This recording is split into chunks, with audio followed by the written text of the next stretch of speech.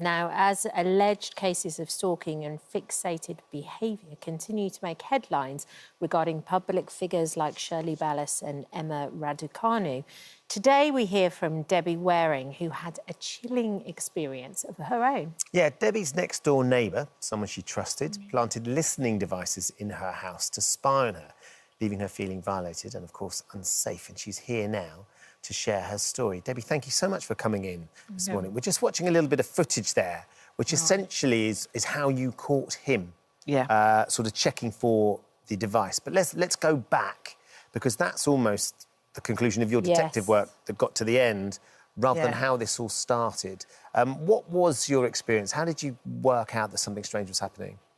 Well, we'd been neighbours for 30 years, and then I met a new partner who lived in Nottingham, and I was living in Birmingham at the time. And I had 2 cats, so we used to alternate the weekends, and I'd ask William and his wife to feed the cats for me, which they agreed. I've never had any problems. They'd had keys for many, many years. The family had grown up. Their children played with my son. So it was like I trusted them. I went out shopping with Tracy at times. So your children had been friends as well? Wow. Yes, for 20-odd years, and they'd grown up together. And you never, ever suspected that something was off. How would you describe William if you had to describe him? Quiet, meek. It was difficult to get a conversation out of him at times. He'd sort of say hello and he's like a little bit quiet. Shy. Yeah, shy, yeah. But I wonder if that was now because he knew that he had these devices and you planted in your house. Don't know. No idea at all. No idea. We'd invite them around to parties. We had a bonfire party. They'd come round. Children would play together. And you had so up until the point where you suddenly discovered there was this strange device in your living room, you had no suspicion, no expectation, no idea that any of this was going on? No, nothing at all. So you were blissfully ignorant? Absolutely. And we don't know how long the devices had been there either. Well, I was going to ask, what was the catalyst for you even thinking... Because that wouldn't automatically come into your head at all. Oh, someone's put listening devices in my... So what was the catalyst for that for you? What made you think, oh, there's something weird going on here? We found the device under the coffee table. Well, my partner found it under the... Just by accident? Just by accident. And we thought it was something off my grandson's toys. Right. It's a very, very small, probably about 3 inches by an inch, little device with an on-off button on it. And when we checked on the internet what it was, we found out it was a listening device. So and was there just that one? No. So once you found that and you realised this is somebody spying on me, did you then suddenly go into panic mode and start looking around the rest of the... Massively, because initially I thought it was live recording, so they could listen live conversation. Yeah. But then when we checked, it was a recording device that recorded for 4 to 6 hours. So my partner said, if there's one, there's probably more. So we obviously had the pictures off the wall, had all the drawers out in the living room and the kitchen. And then he says, I think we need to check upstairs. And I went, oh, please, not upstairs. So we went upstairs and there's one behind the headboard as well. Of your bed? Of the bed. How did you feel? I was hysterical. I was absolutely hysterical. I just couldn't get my head around why somebody would want to do that at all. Initially, when I found the one downstairs, I says, I wonder if this is my son playing a bit of a joke. So I rang. I said, have you planted a listening device in my house? And he went, no, Mum, why would I do that? Why would I want to listen to your conversation? And so when you found that, what did your brain do? Because you would go, oh, my goodness. So you went to your son, first of all, and thought maybe it's a bit of a joke or something like that. For the one downstairs. Yeah, but then where did your brain go to after that? It had to be someone who got keys to my house. Because when I reported them to the police, because there was no sign of a break-in, they couldn't do anything for me. They says, you know, there's no sign of a break-in. It's obviously somebody who's got access to your house. So the people who got access to the house was the neighbours and my son. So it's your son and your neighbours. Your son's already said, Mum, it wasn't me. Why would I have done that? So then you immediately start thinking about your neighbours. Neighbours, yeah. And even then, I just couldn't get my head around it, thinking, no, why would they? Why would they? So the next step for us then was to try and find out who it was. So this happened on I think it was the Saturday evening we found the device. And on the Sunday, my partner and I went to, it was like an electronic shop and bought a small recording camera. And it looked like a little robot. Right. So I placed it in my grandson's toy box, and we set that up. So it recorded, and I could get it on my phone as well. So you can watch it on your phone, and then you told your neighbours, weren't you, that you were going away for the night? That's right. I told them I was going away for the night, and I told them I was only going for the one night, because normally I'd do a long weekend at my partner's. Yeah. But I said, I'm only going up for one night. I'll be back early tomorrow morning, because I didn't want to give whoever it was a long opportunity to come in to get the devices, because they were stuck on with double-sided tape. Right, and the tape had failed, which is why it dropped. The tape had failed, and that's made us realise afterwards how many times it'd been used. So we don't think it was just a one-off. No. Because the stickiness of the tape had gone. So it had been used over and over again? Over and over again. And then it got to the stage where it just fell off the coffee table. So you set your camera up, Debbie. You can watch it live. Yeah. Were you watching live when you saw him come in? No. So I could watch it live, and it's also recorded as well onto like a CD card. Right. Yeah. So before I actually went up to my partner's on that Thursday evening, I'd had some new carpet upstairs. And when you vacuum new carpet... Yeah, the pile's still strong, isn't it? Yeah. So I vacuumed all the carpet. A certain way. A certain way, in the bedroom, the top of the stairs, on the landing, and off I went. And then when I came back the following day, I'd been watching live and I couldn't see anything, so I thought I'm going to go through all the recording. And within 25 minutes of leaving the house, William had come into the house. So what's this moment like then, Debbie, when you'll suddenly see your neighbour come in, checking for the device, and I assume panicking because it's not there? Because it's not there. My initial device, it's busted. That's what I said, it's busted, I noticed. Rang my son, rang my partner, and told both of them who it was. My partner was obviously up in Nottingham, so he couldn't come down, but my son came round. So we said, I'm going to have to go and confront him. So we went round, and he opened the door, and we said, what are these? Don't know what you're talking about, they're not ours. Just denied it? Completely denied it. And I said, I've got footage of you in my house looking for these devices. No. And his wife said, maybe he was looking for the cats. And so then what happened next? Did you take it to the police? What, could they do anything? I took it to the police, but before I took them to the police, I actually connected them to a laptop. And when you connect them to a laptop, you can actually get the conversations off. And there was a conversation on there between William, his wife, and his granddaughter. So that was the proof that they belonged to them. On the listening device? Because there was always that question, well, even though he's actually in your house, how do you know that's what he's looking for? You know, those questions were asked. But the fact that we got conversations off them... you could prove it was them? Could prove it was them. So he ended up being found guilty? He did. He initially denied it. This happened in the November. He was arrested in the December. He went to normal court, I think, around about April time, but then it went to Crown Court in the May, and he was convicted for 15 weeks. Did you ever understand, did he ever explain why he did it? No, never found out why. I don't know whether he admitted to his wife. I don't know whether he admitted to the police. I still don't know to this day whether there were any more devices. Because I moved. Yeah. I just felt I couldn't live there any longer. I mean, I was probably going to move up to Nottingham anyway. Sure. But it just pushed me on. I felt uncomfortable in my house. I was always looking out my window if I wanted to go out. Are they outside? Or I can't go out yet. Yeah. I didn't like putting my washing outside. It's unnerving, because it's isn't it? Unnerving, yeah. Yeah. And then there was the footprints either side of the bed as well. Yeah. That we got. It'd been upstairs in the bedroom. Well, look, Debbie did an incredible job to track him down. Yeah, well done. That guilt. Oh, hello. Thank you for visiting our This Morning YouTube channel. We upload tons of new content every single day. So hit the subscribe button, like all the videos, and don't miss out. We'll see you in the morning. You're 25 years of age and you have spent having your lips plumped and various other things smoothed out to look like Kim. How much have you spent? I've spent so far £130,000. Over the course of what period of time? Probably about 6 years, 7 years. It sort of started when I was 19, like I got my eyebrows tattooed on. And it just kind of went from there, really. Like, I was a student, so obviously this was before government made loads of cuts and I had, like, a lot of student loan. And, yeah, I started getting lip filler. So you're using your student loan for that? You see why the government was tempted, maybe, to curb those grants. Right from the start was the plan to look like Kim Kardashian. No, it wasn't. And obviously, it's quite a hard thing to get rid of, that label. Like, people will shout at me in the street, oh, my God, there's the Kim Kardashian guy. And I didn't obviously pay to look like him. Like, obviously, if I paid to look like her 130,000, I'd be getting my money back. I'd ask for a refund. No, you're not far off. Raymond. No, I haven't seen your bottom yet, but no, the rest I'll of show you it. later.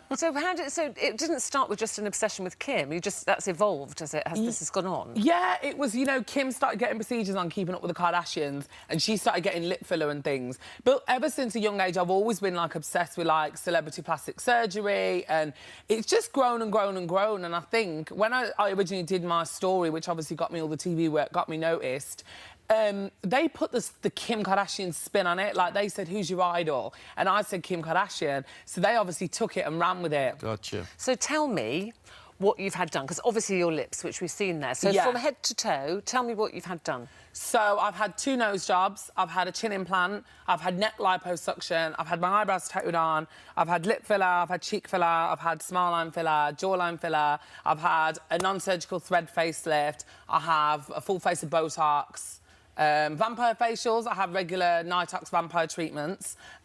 Just so you showed it on the show earlier, you know, the micro needling. Yeah. It's similar to that, but it's a lot more invasive and a lot more deeper, and you get a better result out of it. And I'm just so lucky. The lady who was doing that, Maxine McCarthy, she's took me on board, and her team, they've really helped me, you know, you don't need all of this, you don't need the big lips. So she was the one that convinced me to go smaller. So what now then? Does that mean you've stopped, or you want some of it reversed? I'm just going a bit more au naturel now. Like, I just think I get a bit bored. So, like, I have things done and then I get, like, an initial buzz and then the buzz goes and it's kind of like, oh. Would you not sort of think, over 5 or 6 years you've spent £130,000, would you not, like, sort of think, I could have had an Aston Martin for that? do you not have other ambitions, you know? Yeah, but I just think to myself, what's the point with an ugly, old-looking face getting out of an Aston? You'd rather, like, a good-looking face getting out of a banger. Yeah. It's just, I love it, you know, and I've always paid for it myself, and that's one thing that I stress, because whenever, like, I see news articles, people are always like, oh, he's a drain on the NHS, but I've never had anything done on the NHS. No, of course not. Ever. I've always paid for it myself. Again, do you not sit sometimes and wonder who the real you is? Do you wonder, have you any idea what you would look like if you hadn't had all this done? Do you not pine for what... I mean, there you were. This is a younger you. Oh, my God, that's awful. Do you hate that? What do you... I don't hate it. That's me and my mum on my graduation. I don't hate it. Like, I don't know. I never hated myself, and that's the thing. At that time, I never looked in the mirror and thought, oh, my God, I hate myself. I hate it. I've grown and I've had things done, and it's just part of... It's a hobby for me. I love getting it done. It's not... But then where'd you stop, Jordan? Where'd you stop? What have you got other plans now? Yeah, I've got some more stuff planned. I'm going to have another nose job in October. Just to make my nose a bit smaller. Like, I'm not 100% happy with it. And I just think, you know, I don't think I ever will be, like, 100% happy with my nose. Like, that's always been my hang-up with my body. I've always hated my nose ever since I was younger. I had a big nose. And even after nose jobs, I'm still not really 100%. Well, could I say your complexion is amazing? Oh, thank you. Absolutely incredible. You think that's those treatments?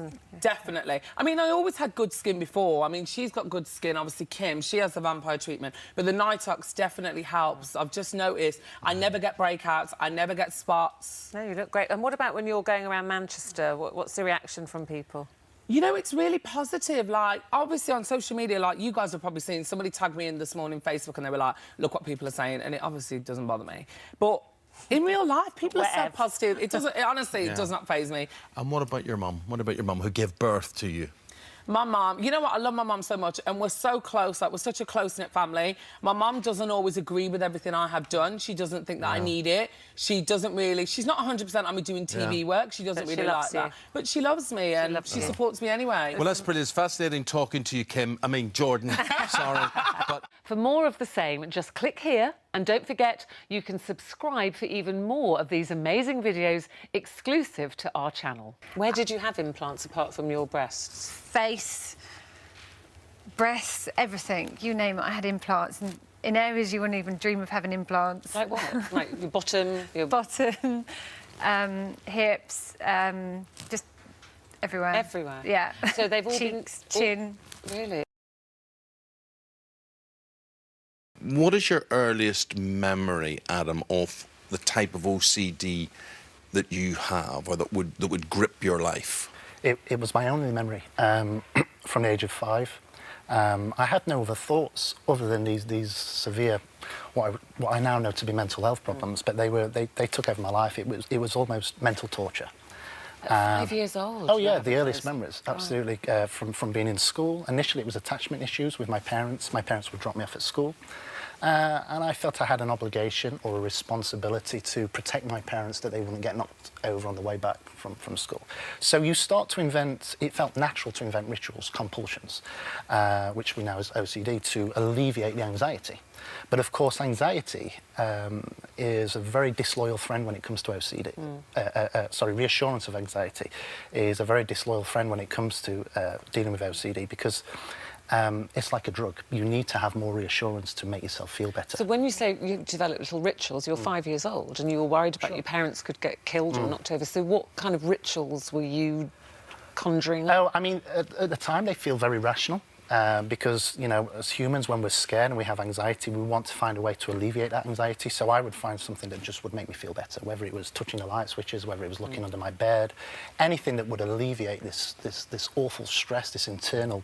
Didn't you have something with clouds? torture. You used to have to have certain formations. Yeah, I mean, those were the early days. So in order to protect my family, I felt that, you know, if I saw a cloud in the sky, I'd have to make sure that my friends had seen the cloud as well. It was bizarre, but to OCD sufferers, it feels very. We know it's not rational, but do you have to go through any sort of ritual coming into the studio today? Is there no anxiety for that? No. But doctor, from your point of view, you see, we're listening to this. This is extreme. This is scary, and this developed, and his little rituals that he had eventually didn't work anymore. Right? They wore off for him. But for the rest of us, OCD is lining your soup cans up in a row or making sure everything in your pencil box is absolutely perfect. Have you heard of this before? Yes, I have. It is a severe form of OCD that he suffered with, but I think it's a condition that everybody can relate to in some way. Like you said, having the cans all turned the same way, or even not walking under a ladder or saluting. If we see a magpie, we can all relate to it, but it becomes OCD when it's at the point that it's affecting somebody's quality of life, and it becomes a medical condition when either there are physical implications of that, so for example washing your hands so much that you give yourself dermatitis, or avoiding medical situations because of the fear of. But Adam, how does that lead to thoughts of murder? That is some leap. It's really important to stipulate that anybody with severe OCD, they are never going to carry out these actions. No one ever does. It's a worry problem. But at the time, you don't know it's a worry problem. And my thoughts started from, like I said, when I was young, attachment issues, but they grew into something far more sinister as I got older, because it attaches to something that we're very vulnerable about and that we care about. So your wife, Alyssa, you did tell her eventually, because you kind of kept this to yourself, these thoughts. Yeah. So how did this present itself, though, Adam? You know, would you be in the house and suddenly think, I just feel like I want to put my hands around her neck, or no, I mean, push her out down the stairs? What do you mean you wanted to kill her? Everybody has thoughts. Everybody has thoughts. The difference being with OCD is you think those thoughts are very, very real and that you're going to carry those out. So I would avoid what I call the triggers. So the triggers to stop these thoughts from happening. So my problem was, or my issue was, that I thought I was going to harm vulnerable people, or the people closest to me. Maybe my children, maybe my wife, maybe my grandparents. So I would avoid knives. I got to the point where I used to walk around with handcuffs in my pocket, because if I felt I was going to have an urge to strangle somebody, at least I could shout someone to put handcuffs on me. And you carried those around? Oh yeah, for like all 4 the years, time? from like 15. Did your wife ever worry? Because once you told her about this, and she's been very supportive and helped you get the help you needed, was she ever worried about you being around the children? As much as she loves you and she understands that everyone says you won't carry this out, did she ever worry that you might? She was very understanding. She was incredible. I mean, once she understood what I was suffering from, she did a lot of research herself, and she soon came to know that people with OCD are not a danger at all. Yeah. They're actually some of the most caring people. But so there are a number of things under the umbrella of what Adam is talking about, and he has a foundation, and he has this book called Pulling the Trigger: OCD, Anxiety, Panic Attacks and Related Depression. So under this umbrella, you're talking about anxiety, you're talking about depression, you're talking about panic attacks. as well. So there is some sort of connection, or there can be, with all of these things. Yeah, absolutely. One of the symptoms of OCD actually can lead to the anxiety that Adam spoke about and can lead to depression. I think one of the things to pick up on that Adam said that is really important is there is a distinct difference between OCD and psychosis and conditions like schizophrenia. Yes. In OCD, it isn't that you're hearing voices, there are no hallucinations, they are just thoughts that are coming up in your mind, and as Adam said, people don't carry out harmful But Adam, what are you acts. hoping to do with your foundation and with your book? You're a successful businessman. You know, in spite of what you've been through, you know, you've coped, you've made a success of yourself, you've held your family life together and whatever. What are you trying to pass on to other people? Well, it got to the point where I wanted to give something back. I felt like I had to have a purpose after I sold my company. And the only way I could do that was to set up my foundation, Assure My Foundation, which is a global charity. And we want to help people.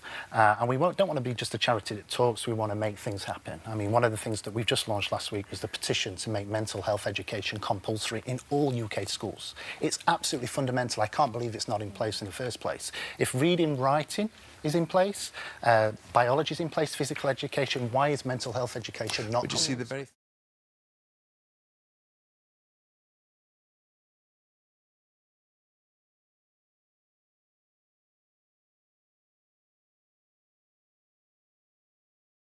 I went to the doctors to get a second opinion because they just put it down to asthma, and then that's when they realised I'd got a disease called sarcoidosis. Right, OK. And they said I'd be in a wheelchair by the age of 40. And you just couldn't imagine that that was ever going to be a possibility. No. But they were right. Yeah, but by 43 I was in a wheelchair, practically bedbound. Yeah. What was the prognosis? What did they say? How long had you got? First of all, they said it'd be probably about 18 months, but then I developed pulmonary hypertension and my heart started to deteriorate as well, so I went rapidly downhill after that, and they said I probably wouldn't live till Christmas that year. But you couldn't, you could hardly speak, you'd no breath to speak? No, not at all, no. I was probably about 5 stone. I couldn't hardly eat anything, I couldn't even clean my teeth, never mind do anything else. And then you had to tell your 10-year-old daughter that you were probably going to leave her? Yeah, that I was going to die, yes. Can't imagine how hard is that? Oh, it was probably one of the hardest conversations I've had to have. You know, to explain to her that she was going to live in Australia with my friends. Yeah. And she couldn't really grasp it, No. you know, and I couldn't either because I can't even tell you how hard it was. Yeah, I can't imagine. Yeah. I can't imagine. I'm thinking of nightmares. And then this miracle of life, really, the phone call that you get to say that there is a transplant available for you. When you got that phone call, it was a lifeline. It was. I didn't quite believe it. Even when I was travelling up to Newcastle, ready for my transplant, it was like I was in a dream. You know, I just felt like it wasn't gonna happen. You know, and I mean, obviously it did happen. And then when I woke up, I was trying to change my Hickman line that I'd got, and they was like, no, you can breathe now. But I was still breathing like I wasn't able to breathe. Well, you were frightened you were going to break them, weren't you? Yeah, I kept saying, I don't want to breathe properly because I might break them. Yeah. Yeah, no. No, Well, it's an unusual thing. Yeah, it is, yeah. For your joy and transformation, and as Holly said, there is always this other side, this tragic side, that for you to gain, someone has to lose. Yeah. So tell me about Rona. What sort of a woman was she? If we'd met her, what would she have been like? Oh, Rona's a lot like Lisa. Really? Apparently, yeah. Yeah. fun loving, yeah. They don't look like each other, but yeah, their mannerisms and things that are right? so alike. Yep. And so did you know that she'd put herself on the donor list? No. No. The hospital informed us that she was on the donor list. And would we like to go along with her wishes? And there's no way we were going to go against her wishes at that time. So we signed the necessary papers and the rest is history, so to speak. It's a lot to deal with at that time to be asked something like that as a parent, because she'd just given birth to her second child, and then she'd been having problems, sort of headaches and neck pain. Yeah, she took a neck pain, but when I went to visit her in Boxing Day in the hospital, she thought it was just a draft she had caught. Right. So then she got home that night and we'd got her, you know, creams and things like that. But then on the 1st of January, about tea time, She had to go up to the hospital, and that is where she collapsed, really. And she had a brain and or a bleed to the brain, or, you know. Yeah. And they put her in an induced coma and then rushed her through to the Western General in Edinburgh, operated on her, but they just couldn't stop the bleed.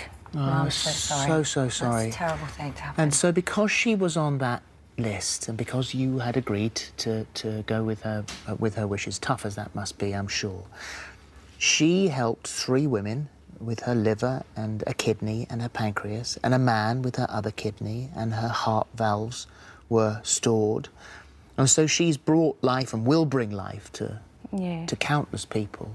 And of course, Lisa sitting here is one of them. And so you then begin your recovery, and you're trying to get through the grieving process. At what point did you decide you wanted to reach out and talk to them? I think it was about 6 months after I'd had my transplant. I wanted to write them a letter just to say, well, you know, thank you is not a big enough word, really. But you kind of never know when's the right time and when's the wrong time. So I wrote them a letter, and Jane actually replied back quite quickly.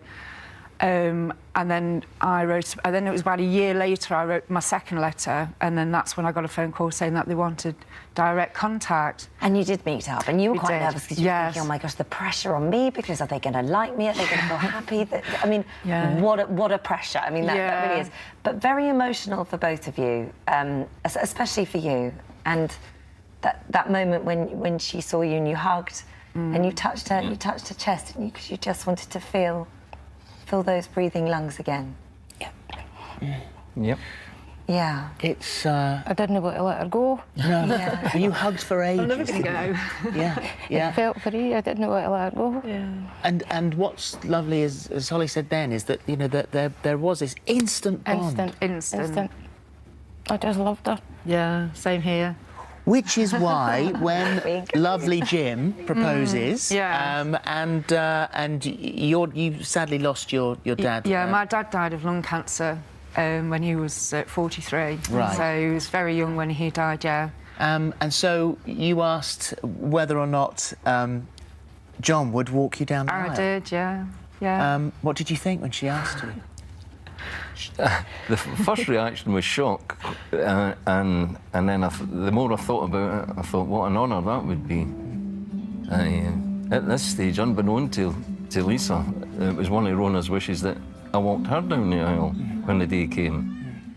And it was a bit surreal at that stage.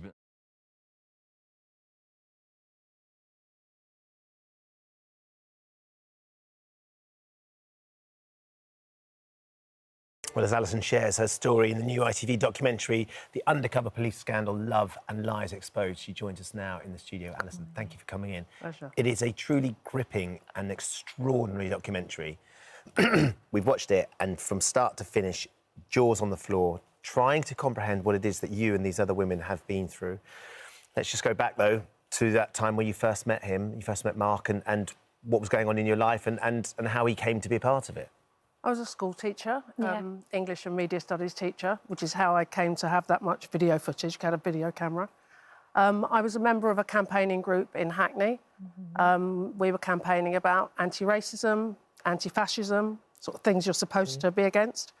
And one day he turned up at a meeting accompanied by somebody who'd met him at a demonstration, and he said he was interested in what we were doing. Did you think at any point, Alison, that the things that you were campaigning against were so out there that you needed undercover police, like were the things that you were doing would be against the law or the sort of thing that would gain that sort of attention from the police?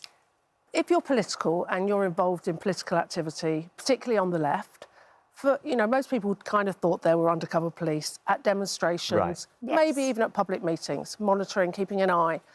No one expected that they were going to be in your bed and having short-term sexual, intimate relationships. So, no, I don't think anyone thought that. And this was the thing. I mean, this was a proper, long-term, legitimate relationship. I mean, you fell kind of head over heels for him. He moved into your house. Tell me about that. Yeah, we were together for 5 years. Yeah. He was completely integrated into my life and my family. And what you see, again, from those videos, you know, he was one of the family. It was we were planning to have children, and upsetting and distressing though that story is for me on a personal level, and was certainly when I first found out, I'm not the only one. You know, what we know is that there are more than 60 women to whom this has happened, probably more. And it wasn't, you know, the police tried to tell us at the beginning that this was a rogue officer.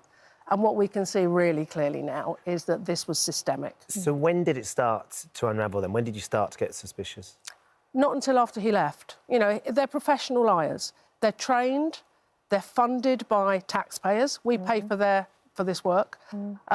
They have proper false passports, false national insurance numbers. You found a credit card, though, in the coat, didn't you? Right. But he somehow managed to just explain that away. What happened? Yeah, he went out one morning to get breakfast, and I thought there was something he was keeping from me. I didn't think it was this, but I thought that he maybe was involved in a group that I wasn't involved in, and I didn't know. And I looked for it. Doesn't reflect that well, but I looked in his jacket that he left behind, and I found a bank card, and it was in a different name. It was in the name of M. Jenner. And when he came back, I was like, what is this? And he said, I bought it off a bloke in a pub. It was stolen. I'm an idiot. I shouldn't have done it. And like, I was a teacher. What do I know about buying stolen credit cards off men in pubs? I really know nothing. Yeah. So he said, I'm an idiot. Please never tell anyone. Please, I'm going to cut. I then cut it up. And that was it. And I didn't think about it again until after he left. And when he left, with a note on the table, it was like, that's not how you leave a 5-year relationship, not in my world. No. So I need to make sense of that. And to do that, I need to speak to people who knew him. That took me to looking in my address book for his grandfather's number. That was really hard scribbled out. Because you were supposed to go and visit his grandfather. That was the one bit of family tie that you were actually supposed to go and see him. And then on the day, he just managed to say, oh, no, he's got the dates wrong. That's not right. It became apparent that he didn't want to be found. And if someone doesn't want to be found, then that makes me ask questions like, why? What's going on? So you've done all the detective work. You've become the sort of, as part of this group, to try and work out what it is that he was doing. It's about 25 years. Do you know, what more do you know about him now? I know quite a lot more about him now, but in a way, it's not that I don't want to answer that question, because I think a lot of that is in the documentary that I hope people will watch. But it's not about him. You know, he was part of a machine, if you like. He had managers. There was a back office. There was a manual that told them how to manage this deceit. And so what we found out about the whole unit is that they were hoovering up intelligence on everybody who was involved in a progressive movement. This wasn't about prosecuting people. This wasn't about putting people through the criminal justice system. This was about simply surveying. It's like the Stasi. I mean, it's not, you know, I don't want to be hyperbolic. I don't want to be alarmist. No. But it is akin to the Stasi. They have, you know, people will say, like, why you? What were you doing? And actually, it's like, they were doing it to everybody. They were anyone who was, if you're in CND, if you're in the anti-apartheid movement, if you're in the Socialist Workers' Party, which, you know, is a left-wing group, but they're like a placard. Yeah. They make placards for demonstrations. And it basically happened to all these different women. You think there's around 60 women. Yeah. And it was all very, very similar, wasn't it? Yeah. There was always a chap who had a van who could go to the movements. They always left with a letter that's been written. But you were quite lucky in the fact that your life moved on and you moved forward and your circumstances changed. But there are other women that actually never went on to have children and their lives were really turned upside down and ruined. Yeah, and I think sometimes, you know, there have been women who have had children with undercover police officers, and people are rightly horrified by that. But I think something that we don't look at so much is the women who've had their most fertile years stolen from them and lost the opportunity to have children because of those years, and also because they've had their trust so fundamentally undermined. And what we're seeing is that the unit and the police, it was the Met Police, were institutionally misogynistic and sexist. Women were used either as props to shore up these men's fake identity. I was a trusted individual. People would have assumed that because he was in my life so much, my family life, that I'd probably met his family. They were either used as props or they were specifically targeted because they were, I'm not talking about myself here so much, but they were, you know, very competent, strong activists who were targeted to be derailed and undermined, so their activity was undermined. We've got some right to reply, which we have to offer. This is from the CPS. We wholly sympathise with the plight of those who unknowingly entered into deceptive relationships. Each case is decided on its own facts, and having carefully reviewed evidence provided by police in relation to allegations against undercover officers, we concluded our legal test for prosecution was not met in this case for any criminal offences. This is the Met Police Deputy Assistant Commissioner, John Saville. I'd like to apologise again unreservedly for the significant harm and distress caused to the women who were deceived into sexual relationships by undercover officers. These relationships were abusive, deceitful, manipulative and wrong. While it should have been obvious to all undercover officers that sexual relationships were unacceptable, the Met failed to make this clear and provide training and guidance. And then the Home Office said evidence heard by the undercover police inquiries highlighted the distressing impact undercover policing has had in the past on victims, which must never be repeated. It's important that the ongoing independent inquiry uncovers the truth. It is vital the accountability and closure victims need is delivered swiftly and fairly. Do you think you're going to get there? It's a lot of words. Do you think you're going to get there? Well, I think it's very nice that they've apologised. That's lovely. Thank you very much. The CPS say that they wouldn't prosecute because these relationships were based on genuine feelings, number one. We would argue that's not the right question. It's completely irrelevant. And unfortunately, new laws have come in that have a sort of reversed, have enshrined in law what we're campaigning against. So the guidelines, the police guidelines have changed to make this now unacceptable, but it's still not illegal. So it's also cost 64 million so far. But, it's gone up to 100. Between 88 and 100 million, yeah. For the investigation. You can watch the Undercover Police Scandal, Love and Lies Exposed on Thursday at 9 o'clock on ITV1, ITVX and STV Player. Thank you. Oh, hello. Thank you for visiting our This Morning YouTube channel. We upload tons of new content every single day. So hit the subscribe button, like all the videos and don't miss out. We'll see you in the morning. This is now, and this is you're obsessed with the selfie, but actually this is something that started for you when you were 15 years old and you became very conscious of your body. Why was that? Basically, when I was 15, my body had always gone up and down weight-wise. I'd always been like not very popular in school, picked on for being chubby and fat. And then when I was 15, I got really sick. I was eating like 4 or 5 meals a day, so I'd have all my lunches at school and then nip out to go and get chips and literally just be eating so much, unable to sit down, just completely on the go and just losing loads of weight.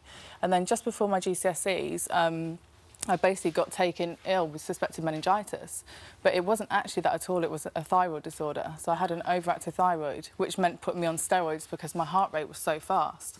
And steroids literally just made me balloon in weight, and I went up to a size 16. Well, I mean, throughout your life, you had breast implants at 17, and then a second enlargement ruptured, the PIP implant still leaving bits of silicone, I think, in your armpits, too dangerous to take it out. And you went under the knife, and you were thinking on the operating table about your children. Yeah, when I had my first surgery, I didn't have any children. But when I came to have my second surgery, because they'd encapsulated, I had my daughter, Grace, and I remember going to the operating theatre thinking, God, if I die, I've died in vanity, what will my daughter think? So you're obviously thinking that yeah. When you're on the operating table, having your breast implants sorted out. So obviously it leads us to the question, if you're injecting yourself every day with this human growth hormone, which is incredibly dangerous. It can be incredibly dangerous. So aren't you thinking about your children then? I mean, the media have obviously blown out huge stories yesterday. Mum of 3 injects Class C drugs. I don't smoke. I don't drink. But you are a mum of 3. I am a mum of 3, that's correct. I am injecting injecting Class C drugs, that's correct. But my lifestyle is incredibly healthy. I eat so clean. I train 2 hours in the gym every single day. I don't drink alcohol. I don't smoke cigarettes. So what is it? So human growth hormone, so we all produce it naturally in the pituitary, which is part of our brain. And some people have deficiencies, which is why scientists have developed ways to produce synthetic human growth hormone to treat people who have deficiencies and therefore have health problems. But people like Jackie have found other uses for it. It's not licensed for those uses. And one of the biggest problems with it is that actually it's being produced usually abroad, We don't know where it's coming from. We don't know what's in there. It could be contaminated. You don't know what strength it's going to be. The vials can vary. So that's one of the biggest dangers, is you actually don't know What what about the you're dangers to injecting. your health? What she said that she's very clean living, and you can worry about cancer and everything. But what are the specific dangers? Yeah, and Jackie's aware of some of the dangers. So it's called growth hormone for a reason. That's because it promotes growth of muscle, but also of every organ in the body except the brain. Now, one of the biggest dangers is it can actually promote growth of the heart muscle. And if the walls of the heart muscle become too big, it can cause a condition called cardiomyopathy, and that can actually lead to sudden death. So that's one of the big dangers. So obviously this is all linked hand in hand, the feeling of body confidence and looking amazing now, and that's led to this extraordinary selfie regime. Driven, you say, but you still don't feel enormously confident about yourself. I think this is sort of something that comes across on the show. I think the idea is make me a perfect 10. What's perfection? I don't think I will ever get to the point where I'm completely happy. I guess, people are saying, like, a lot of the media has been around my kids, you've got a daughter. Yeah, I've got a daughter, and at least I can sit down with her and say, if she comes to me, do you want to have a boob job? Yes, Mummy, I do. Well, actually, I don't think you should, because if I could go back, I would go back to 17 years old and I would never, ever, ever have my boobs done again, because I've had nothing but complications. But don't they fuel each other, this constant selfie taking? I think you've taken 7 selfies already this morning. We've got 3 of them, which we've selected. But doesn't it, because you earn a living out of this, people send you stuff for in sort of reward for your selfies, and you're doing pretty well with as far as the followers are concerned. You've got 94,000 followers on Instagram, 100,000 on Snapchat, 101,000 on Twitter. So it provides a lifestyle for you, but isn't it all self-perpetuating? It is. It is a vicious circle. I'm not going to sit here and deny it. It is, it does become a numbers game. I went through all sorts of, like, deep, dark moments in life, and, you do get this following and people do say really nice things to you, and coming from, a background where I've not had the best of everything. I've come from a background of really working class parents. So to be able to provide a lifestyle for my children through this, I'm never going to knock that, and I'm never going to stop it until I have to. So, But you said to us, actually, you wouldn't give up this lifestyle unless it was a matter of life and death. But it kind of is, isn't it? That is what it is. It can. I think, with the growth hormone, there are people that inject up to 10 IUs a day. I inject 1 IU a day, which is such a small amount. I know there's obviously things where I don't necessarily know where it's coming from, what's in it. I'm aware of all that, but there are so many dangers in everyday life. I could walk out of this studio and get knocked down by a bus. That is the risk you take. But you're leading yourself into the risk doing what you're doing. You go on holiday, you lie in the sun. People lie in the sun with oil on just to get a tan. They're putting themselves at risk. It's because I've come out of the box and I've said, you know what, I inject a C-class drug. And lots of people are doing it. And that's the thing. And if you go to the gyms, that's the thing. But because a lot of people that are watching the show, they're not necessarily in that whole gym zone. In the gym, it is so normal. There's probably hardly any people that aren't doing it. It doesn't make it right. I'm not saying it does, but it's more educating people. I'm not telling everyone, every single mum, go out there, you can get a body like this, having 3 kids by injecting this. I'm not saying that, but all I'm saying is it did help me get to where I've got to, but that doesn't mean I can jab myself and, well, hey, here's my body. I have to go work out ridiculously hard, 2 hours without it. Well, the rest of the story is Body Freaks Make Me Perfect. It's tonight at 10 on Channel 5 if you want the rest Thank you very of much. that story. Thank you very much. For more of the same, just click here. And don't forget, you can subscribe for even more of these amazing videos exclusive to our channel. But to go for your 13th, you've said to us that you're addicted to having babies. Yeah, I'm literally addicted to having babies. Can you not put that energy into looking after the ones that you've got? And that energy does go into that, but I can't help feeling broody. Now, guys, from your point of view, how bad was the selfie experience and why was it bad? Just bring us inside your world of school and social media. I feel like we're really pressured to take good photos, and when you're online and you look on magazines, you see these people with, like, perfect bodies and, like, their flawless skin and you want to be like them. But enough about me and Ruth. What about other people? Pardon? What about other people? Who else are we talking about? The stars, the showbiz lifestyle, the culture that you've got I think to... like the clothing, the makeup, you feel like you have to copy everyone else because everyone else is doing it. You feel like you're pressured into doing the same things. So you essentially, when you put a picture out there, then you're going to get a lot of negative criticism, people saying, you know, look at you, or who do you think you are? Or...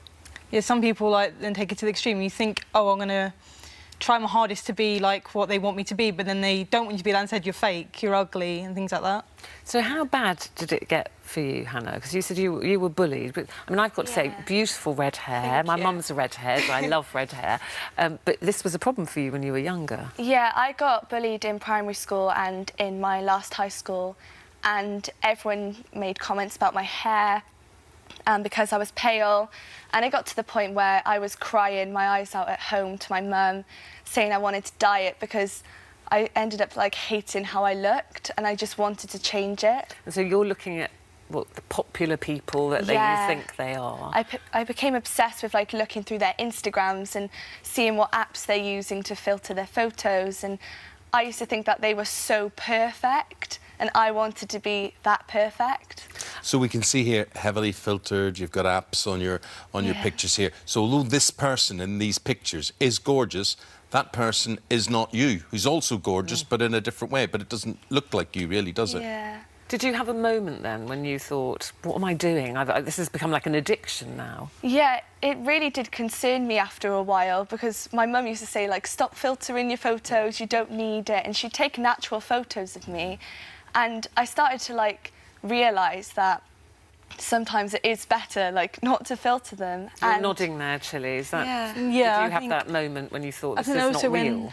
When like younger people start commenting on your photos, saying like, "Oh, you look really pretty," but then you realise you've used so many filters and apps to get that perfect, and they're trying to aspire to be someone that even I'm not. I've got news for you. It's not just young people that suffer from this, and we're going to bring in Grace here. I'm not saying Grace is not young, but she's older than you guys. And Grace is very interesting because Grace is one of the founders of what is termed the self-esteem team. Yeah. And I know you've talked to government and you advise on various things, and you go around schools and you lecture on this and whatever it is. How bad is the problem and what is the solution? The problem's pretty bad, I think. I enter many classrooms every week and talk to teens about various issues, this included. Lately, I've been asking people how many photos they take before the one they put online. And what always surprises me is that number sits at around 20 on average. And you're nodding, so you take 20 pictures before you chose one you liked. But what surprises me the most is that most people in that classroom think that it's only them that takes 20 pictures before they put one online. So we're all doing the same thing, but we think that everybody else has taken one photo and it's turned out perfect. And I think we need to open up the conversation, because as soon as I do that in a classroom, every person in the room understands that they're not the only one that's taking 20 pictures. And is this equal between boys and girls? Are boys doing the same thing? Absolutely. So I think it's about being more honest about what our lives actually look like. It's about knowing that if we're honest like that, we're not going to be the only one. This is happening across the board. And once we start doing that, we can start to spread that out to different areas. To that end, tell us about the Diana Awards scheme and this hashtag My True Selfie, is it? Yeah. So today they brought out their app, My True Selfie, and I think a lot with selfies, where they're so edited, you don't really know the real person, you don't know the personalities, their hobbies. So this app is looking at trying to find your real person, so you can put words and things over your selfie so people know the real you. You might like gaming, or you might be a really caring person and you want to show people that. It's not just about what you look like, it's more about who you are, which is really important, and that's the message we're trying to get across. And it's an important message, isn't it? Because everything otherwise is just about what people see as perfection. Yeah. You know, we're all having fun, we all look gorgeous, we've all got lovely hair, we're all tanned. And we've been sold this concept for a long time. It's not just social media that this happens within. We've been sold this idea that if we're beautiful or successful, then we're valued. And actually, we value people for other reasons. Well, I'm going to go round you all and we're going to do hashtag and we're going to put words that we would put over our selfie, right? So what would you do first of all? Creative. Creative. Thoughtful. Supportive. Bossy. Great friend. Bossy. Great friend. Bossy. What? Hashtag what? Hunky? I mean, I'd buy that. Hashtag kind. Hashtag kind, something like that. Kind.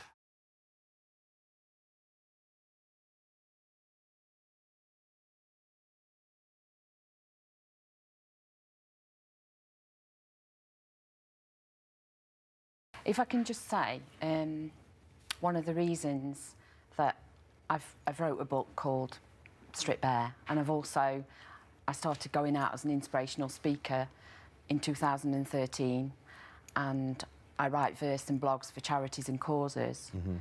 The main reason for that is to help others, to inspire, to give hope, and to raise awareness.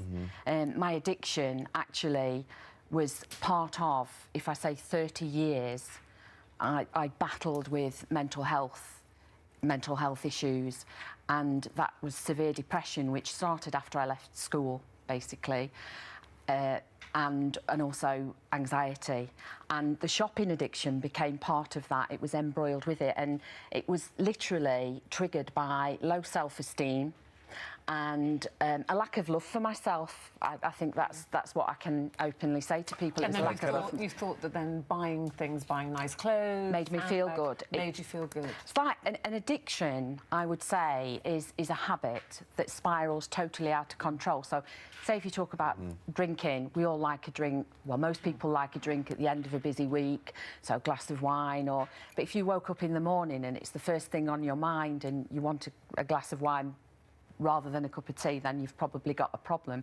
And that's how my what's probably a nice habit, a nice leisure time for most people, mine became an addiction.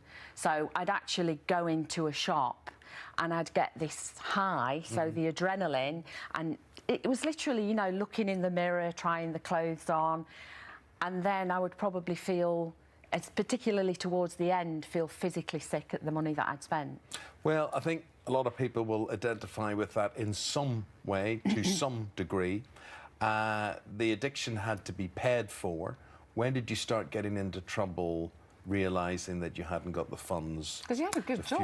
I had a good job, and yes, a good job, and I actually was really good at the job as well. But I don't think I ever really believed. And, I go into this in more detail in the book, but I don't think I ever really believed that I was good enough. So, but I do think no matter how much I would have achieved, what I wore, what I bought, I would have never felt good enough because I didn't feel good enough inside. I want to nail something here. I want to get to the core, the crux of something here. Whether it's you, whether it's people in abusive relationships, whether it's people who self-harm, I could go on to almost any condition that we talk about in this programme, and people say, it's because I had low self-esteem. Right, how do we nail this? How do we wind everything back for everybody? What have we got to do as a society without telling everybody, you're wonderful, you're marvellous, you're fantastic every day? What is the core of building people's self-esteem? Well, I would say, in the book, what I say is we're surrounded by media, magazines, television. I'm sorry, but a lot of it is advertising what people probably think they should look like or they should be. Perfect life. The perfect life. When, in reality, that's not life anyway, But so people, young ones in particular, it's quite frightening to see how young ones, when you see them on Instagram, trying to look absolutely perfect with the... So we said you were holding down a very good job, you had your own house. So when did it become such a problem you had to give up your house? It became a problem when I lost absolutely everything. In 2008, I sold up. I sold my house because I had my own house, and I moved into rented accommodation. And was that to clear your debt? And that was to consolidate. I realised then I had a massive problem and I had to sort it out. Unfortunately for myself, I went 2 years and I was managing to survive. I could have gone bankrupt, but I chose not to because I wanted to I felt I should pay. Face up. Face up so to this it. is this individual voluntary arrangement where you have to pay your... But I wouldn't advise anybody to do that now because there are so many charities out there that would do it. How come, what's the trick? How come now when you see something in a shop, when you see something online, when you see a shopping channel that you don't reach for your credit card? What prevents you? Well, because, as I say, for 2 years I cut up the credit cards and I was on an IVA. And then I was made redundant. And So the sad thing for me there was that was in 2010. I actually then, I survived for about a year because I was still covering it up. I was ashamed. You hadn't told your family or anybody? And it was easy for me to cover up because I'm so outgoing. I mean, you see... And you're not married, so... And I'm not married, so I lived on my own, so I covered it up, and it was easy to do that. I'm very good at covering things up. You eventually told your mum. Why did you tell your mum? Because the night before, I actually tried to commit suicide. It got that bad. It was 2011, the night before Prince William married Kate, and it was a bank holiday the next day, and it actually, when I talk about it, it's still quite raw for me, even though it's that long ago. What was your mum's reaction? Because she didn't know. She was absolutely wonderful about it. She was so understanding, and you know, she's been my brick ever since, really. In fact, we've become, how can I put it, we're best friends. Well, I thought you were sisters. I saw you out there. I think she actually loved that one. I thought, who was the mother, who was the daughter here? Right. So, for anybody who's going through this, that feels the temptation, no matter to what degree, what would you say to them? And they think, well, I've already spent too much, it's too late. Is it ever too late? No, it's not too late. You need to face up to it. I was getting... this doesn't happen so much now because it's more... I think it's more controlled. But I was getting phone calls, constant, 24/7 phone calls, constantly. And I couldn't sleep. People you owed money to. Yeah, I couldn't sleep. They handed it over to debt collectors and, you know, there wasn't the pleasantest of people on the phone.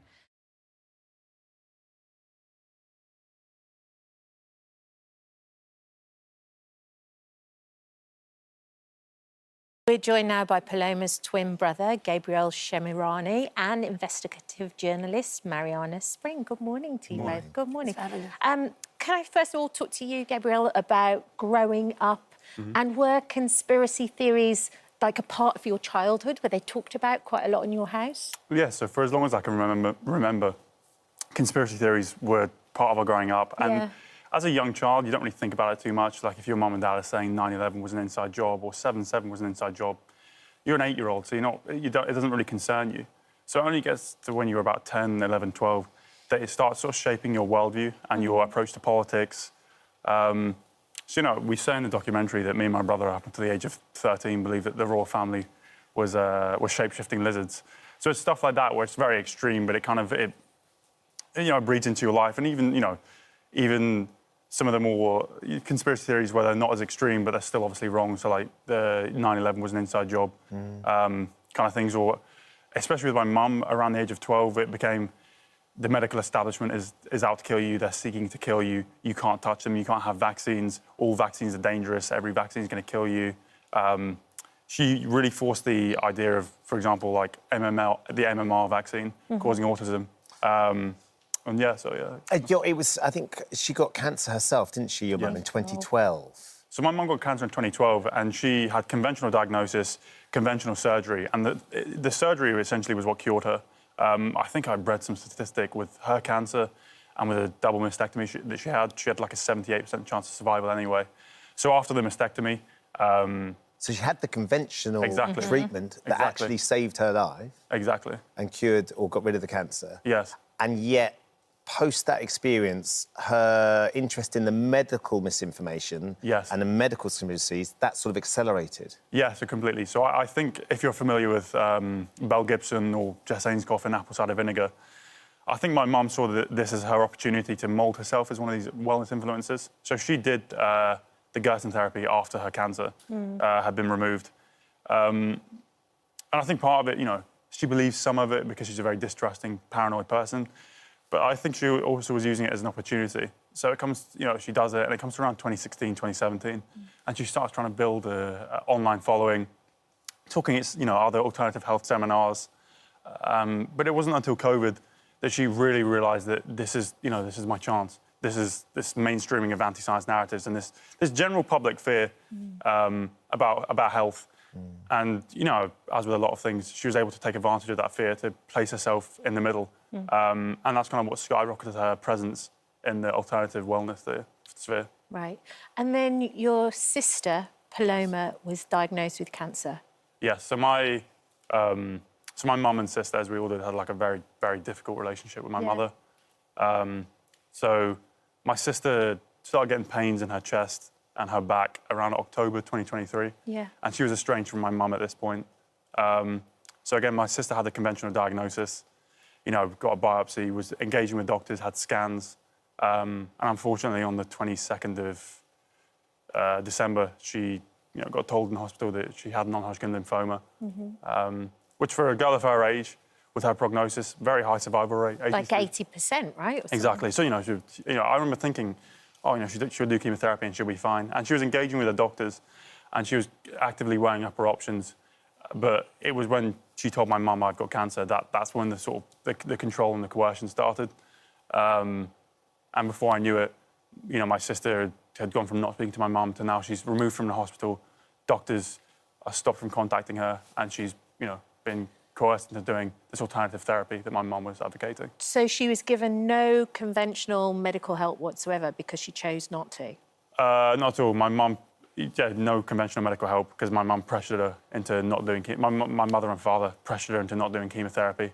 Either it was some of their associates feeding my sister misinformation regarding chemotherapy, saying it will kill you, or the survival rate isn't true, it's false, or they were saying our treatment's going to leave you fertile and it's a 100% chance of survival. So it was kind of from sort of both aspects of the coercion, but also just feeding her outright lies, outright falsities. Gabriel, this is your twin sister. That must have been, for you and your brother, this must have been terrifying to think and to see her getting more and more ill when there is an opportunity for her to have been treated conventionally that could well have saved her life. Well, so when I heard, so I actually heard on Christmas Eve through my sister's boyfriend that she'd been discharged from the hospital and she was going to not do conventional treatment. I remember at that moment thinking, oh God, my sister's going to die if I don't do something as soon as possible. I know my brother had a similar feeling as well. And the most difficult part of it is, obviously, as me and my brother made our disagreement with our mum's treatment plan for our sister very apparent. My mum actually stopped me from seeing my sister for the final 7 months of her life. So the last time I actually saw her was when I tried to visit on early morning Christmas Day. Yeah. And I didn't get to see her until she died. And Gabriel, how do you feel about your mum now in respect to your sister Paloma? I mean, it's my opinion that she sacrificed my sister on the altar of her ideology for her own, for her own benefit, for her own public exposure. I've no feelings towards her. I think she should face justice, and I'm determined for her to face justice. Do I have any love? Is there any love lost between me and my mum? No, not at all. I mean, it's a heartbreaking story and an investigation that you have looked into. It must have been extraordinary to uncover what is going on with all this medical misinformation. Yeah, when Gabriel and Sebastian first contacted me, I interviewed Sebastian actually about his mum during the pandemic and his concerns about medical misinformation she was sharing and the impact it could have on the public. And then when I heard about what had happened to Paloma, obviously it's just incredibly sad for all of you and for everyone who loved and cared about her.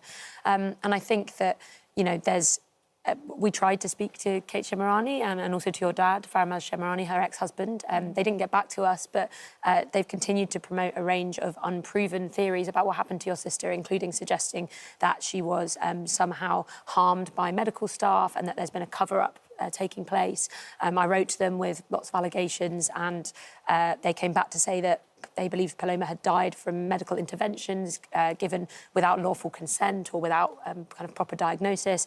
I've not seen any evidence to support those ideas. And I think speaking to, you and your brother, Gabriel, and then also some of Paloma's best friends, the people who cared about her, you guys had a really unusual childhood, perhaps is the right way of putting it, and you grew up surrounded by conspiracy theory beliefs. And so to some extent, it makes sense that there were some of those beliefs that Paloma or you guys at various points took on. But it did seem like the evidence suggests Paloma was moving away from those thoughts. And while this might seem like an extraordinary family story, which it is, it also actually does reflect this wider context in which this is happening. I mean, off the back of the investigation, I've had so many messages from patients, doctors, medical staff, talking about the impact of these kinds of conspiracy theory tactics that can be used, particularly when someone is understandably really worried. They've just been diagnosed with cancer. Vulnerable, yes, they are. And, the tactics that your sister experienced were things that seemed to be unfolding at home for her, whereas a lot of people are getting this on, or at least it started there, a lot of people are getting this on their social media feeds. Yes. It's being recommended to them by the algorithms, the systems. I ran these dummy accounts as part of the investigation just to see what people can be pushed. Typing in cancer treatments, there was a whole range of stuff that just wasn't true.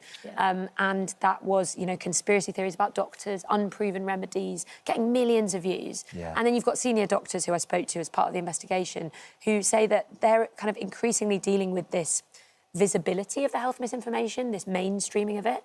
And by misinformation, we don't mean, you know, genuine questions and concerns or real examples of medical malpractice.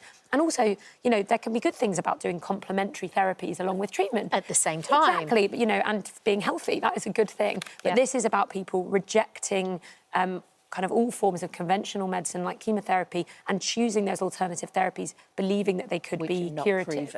Exactly. We did reach out to Paloma's mum and dad, to your parents as well. Neither responded directly to the allegations, but your mother has made unfounded allegations against the hospital and its staff. We've seen no evidence to substantiate these claims. The inquest is due to begin next month to establish the circumstances surrounding Paloma's death. What are you hoping you get from the inquest? I'm hoping they establish the facts and they find the information that, you know, my sister died as a result of the rejection of treatment, and as a result that the non-Hodgkin's lymphoma went untreated. And for me, I want obviously a definitive cause of death needs to be established first before we can start talking about medical negligence and getting justice for my sister and, you know, a possible criminal case. As you know, it's definitely something I'm discussing with my lawyers. But I think for me, kind of even in a broader sense, is I think when you have a family member that dies, the worst thing is that you worry that they're going to be one in a long line of people that die this way, because they're so special to you that you want everything about them to remain unique. And I didn't have the time to save, I couldn't save my sister in time, but I feel there's still enough time to save so many other people. And as Mariana said, so many people have got in contact since the documentary went out. I find there's a real pattern of a lot of young women, especially, are susceptible to this kind of stuff because the alternative health industry sort of leverages these worries that women have about fertility, about femininity, about detoxing yourself, about cleansing yourself. And, you know, obviously a lot of women have issues with eating and they leverage this and they coerce women into doing these kind of treatments and rejecting treatments like chemotherapy, which, does impact your fertility and doesn't impact your, how you look. So I think for me what's important is, A, preventing and educating people so they don't fall into that trap. But then also, seeing if we can get the law changed to, to acknowledge medical coercion better or... Protect people better, essentially. Or with the online bill that's going through... The online safety bill. Exactly, with more, right now legal but harmful is still allowed. And I don't think that should be the case because, I think that's where about content on social media. And I think it's worth saying, like, the courage it takes for Gabriel and Sebastian to kind of speak up about something that is so deeply personal but clearly has impacted so many people, I think is really remarkable. Like, as a journalist who investigates this stuff, I've found it remarkable and I'm sure that lots of people listening The documentary is available to watch still on iPlayer and is well worth seeing. Mariana, thank you for coming in. Gabriel, thank you for sharing your story. Thank you for visiting our This Morning YouTube channel. We upload tons of new content every single day. So hit the subscribe button, like all the videos and don't miss out. We'll see you in the morning. Really difficult to know when it started, but you were always sensitive and shy when you were at school. Yeah. And so you got to secondary school, and as about 11, that might have been the trigger. I think that was definitely the trigger. It's sort of the change in environment of kind of being expected to act in a certain way that was deemed normal. And the thing was, I mean, this has had such an effect. It wasn't just at school, because then you'd come home and you talk about this cycle of worry that you got yourself into. And I can't bear. I mean, you poor child, sort of worrying about it all night, sitting there thinking about what you've done that day, what you're going to do tomorrow, not sleeping properly, getting up in the morning, and the process starts again. Yeah, and to me that seemed normal. I just was so worried that somebody might draw attention to me in class, or that I might make a fool of myself in some way. The horror of being asked to speak out loud. Yes, read your work in front of the class, which, a lot of teachers think, will do that. But for me, it was my worst nightmare. So I would go home, go to sleep. And then at uni, it got worse and worse. You actually found a new tool in the arsenal. Alcohol helped to oh yeah, booze, definitely. Yeah, that was sort of rub out the edges, the sharp edges of it. But you knew that was no way to go. No, deep down I knew this is definitely only a temporary fix. I'm going to have to deal with it eventually.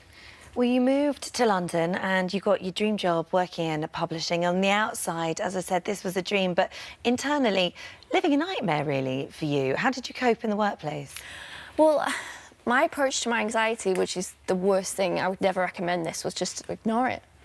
I thought, I cannot tell anybody about this because I will be outcast. Everybody will think I'm a freak because I thought I was a freak. So I just ignored it. And just ploughed on ahead like, no, you'll be fine, you'll be fine, you'll be fine. And of course that catches up with you, and does. it did. And you were asked to interview for a promotion at work. And this was the moment where you just snapped.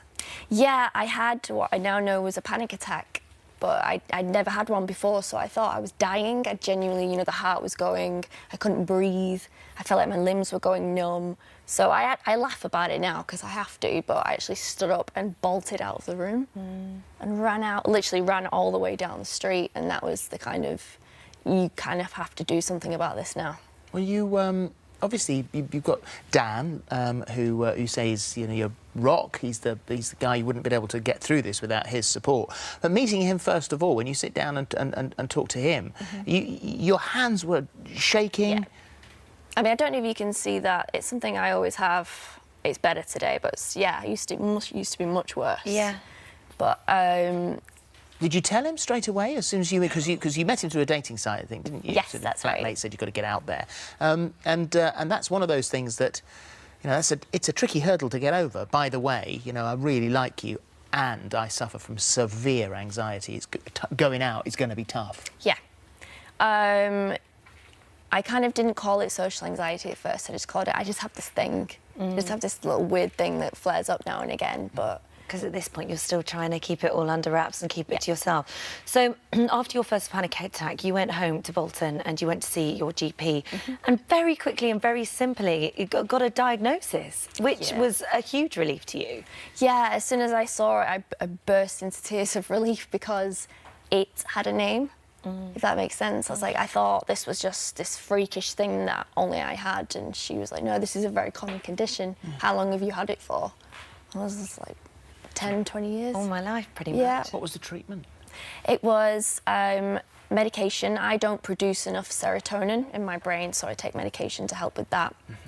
And I had CBT therapy, which... Cognitive behavioural therapy. Yes. So it's, I didn't realise that I had to accept... I didn't have to accept those thoughts in my head. They weren't the truth. It was just lying to me. Yeah. So to talk to a therapist who taught me how to challenge them. But also exposure therapy as well. Yeah, exposure therapy is slightly more aggressive, but it's really, really helped me. It's kind of exposing yourself to situations that make you uncomfortable, to provoke an attack, feel it and think, you might feel nervous, you might feel horrendous, but nothing bad will happen. It can't hurt you. It's just a trick. Well, I imagine sitting here on this sofa right now is quite a big one for you. I mean, there must have been a point in your life where you would never have even considered doing something like this. So how's this feeling right now? I can't really describe how it's feeling. It's like, I'm speechless. When I was at my worst, and I didn't think I'd ever be able to leave the house again. Yeah. So to be here now is incredible. And then on the 28th of May, you got married. Yes. You married Dan, and then there is no day like a wedding day to make one person the centre of attention. Yes. yeah, that was... it was so important to me that I didn't want to endure my wedding day. I wanted to enjoy it. Yeah. So I thought, the walking down the aisle, that's going to be the problem. So I practiced. I did a bit of exposure therapy with my dad. We walked down the aisle together and practiced it. Yeah. And on the morning, we did... with my best friends, my bridesmaids, we were doing playing games, distraction techniques. And the reason you're talking today, and your book, which we mentioned at the beginning, this is all to help. There are 8.2 million people in the UK suffering from anxiety. And so if you can help just a few of those, that's why you're talking. I just don't want anybody else to have to go through what I did for so long, because when I was recovering, so much of the stuff out there had a lot of medical jargon.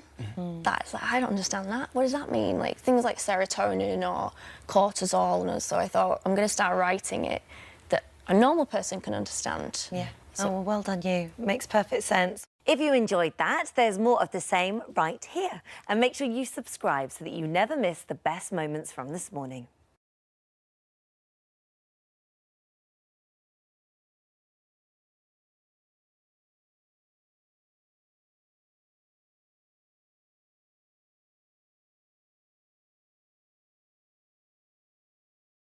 He loves his modelling, thoroughly enjoys taking part. And so the days, the modelling days, how do they work? Obviously, you will probably go along as chaperones. How would you work those days? How much do you see? Liam is part of a modelling agency in Sweden. So H&M is a client to the modelling agency. And the modelling agency is responsible for Liam's photo shoots. And we are always there, either Frank or I, for the photo shoots, and it's no different from that day, whether we remember it or not, but it was no different photo shoot from any other day. So on that day, so this is the H&M's shoot in question, did you see him put the hoodie on? Was it discussed in any way? As I would say, not. I've taken him for a couple of appointments when the mother cannot do it. But if I would say, some of what I do with him at the studio, you can never remember when you're not trying to spot something. I get to see and say, oh, wow, when I get to see them back when they come on the internet pages and I say, when did we do this, Liam? And remember, there is professional people who are responsible for his styling and his photo shoot. So as a mom, you're just there because he's as a mom or a dad, you're just there because he's a minor, and you have to take them through the process, because they cannot take themselves there, or they cannot be there by themselves. So there is professional people who are styling Liam, and until the controversy came out, we did not know that there was such a T-shirt. Either of us can remember who was at the photo shoot at a particular day until the thing came out. Yeah. That's when we realized, oh, we have an issue at hand. So had you been in eyesight, because you know how these photo shoots work, they change the top, take the shot, change it again, loads of different shots all in one day. If you'd seen that hoodie with that slogan, would it have rung alarm bells? Not for me. I wouldn't see such a connection to anything other than my son modeling a shirt. And until the controversy now, with the whole furore that is going on, then you kind of look back and wonder, if you had noticed it, what would be our initial, or my initial response to it. Do you think it was an overreaction, the response that picture got? It is not an overreaction when it comes to racism. Everybody should act differently based on their own opinions on what racism is. I know what racism is. I've been at the front. I have had racist remarks directed to me firsthand. Even with the name monkey, I've been called a monkey before on a cruise ship, and my reaction was the same as the world is reacting to me right now.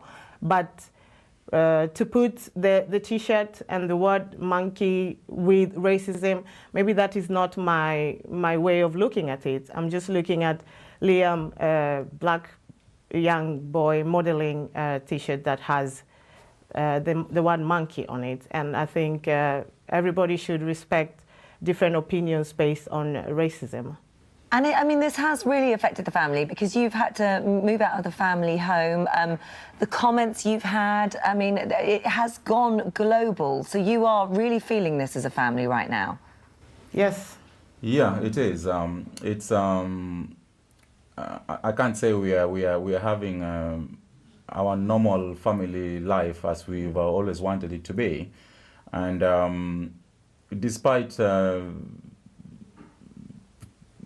as much as people have gotten involved in this, it's important, and for me, it's very important that people should understand that me and Teresa, we have a son, we have other children in the home that we are raising, and we have an obligation to kind of protect our children. Is he aware of what's happening? Not really, he's not. Not in the bigger picture. He's aware he's a superstar and that people love him, and he's seen the pictures, he's seen images online.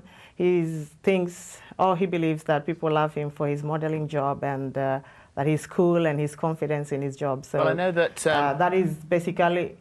He's there actually. We'll get him into the room now, and we haven't put an earpiece on him this morning, so he's unaware of this line of questioning. But let's get him in and talk positively to him. And so he because he doesn't have an boy. earpiece, if you relay the questions to him.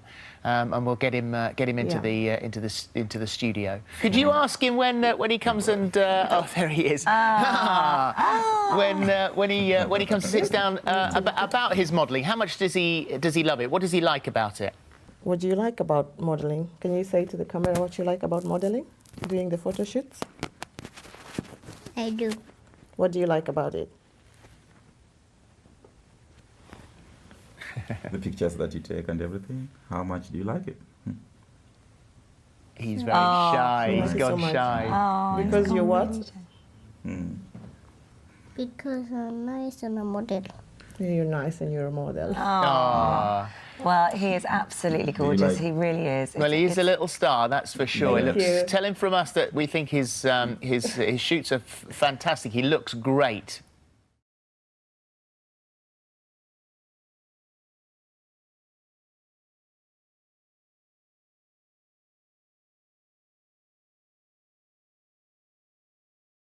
Have you spoken to him? I've not been allowed to speak to him yet at all. At all? Not at all, no. There is a lot of talk about his mental health here, and you say that he... And so we'll get to what he's accused of in just a moment, but the process that led up to that, he had problems from puberty, you say? From 2 years old, I noticed that there were differences, but they were relatively sort of on a back burner. But once he sort of hit puberty and started at secondary school, everything just went spiralling out of control for him. He was bullied a lot at school. He played truant a lot at school because people were noticing he was very different, and he just, couldn't cope. Different in what way? Just behavioural issues. Because he has a form of autism, it does make them very different, and obviously people were then sort of picking up on that more, which they hadn't done at primary school. And he also had OCD, he had an eating disorder, and at one point in his teenage years he was sectioned. And That's for right. you as his mother, this is heartbreaking to watch your child going through something like this. Absolutely. I mean, I'd fought long and hard from 11 till 14 to get some care for him.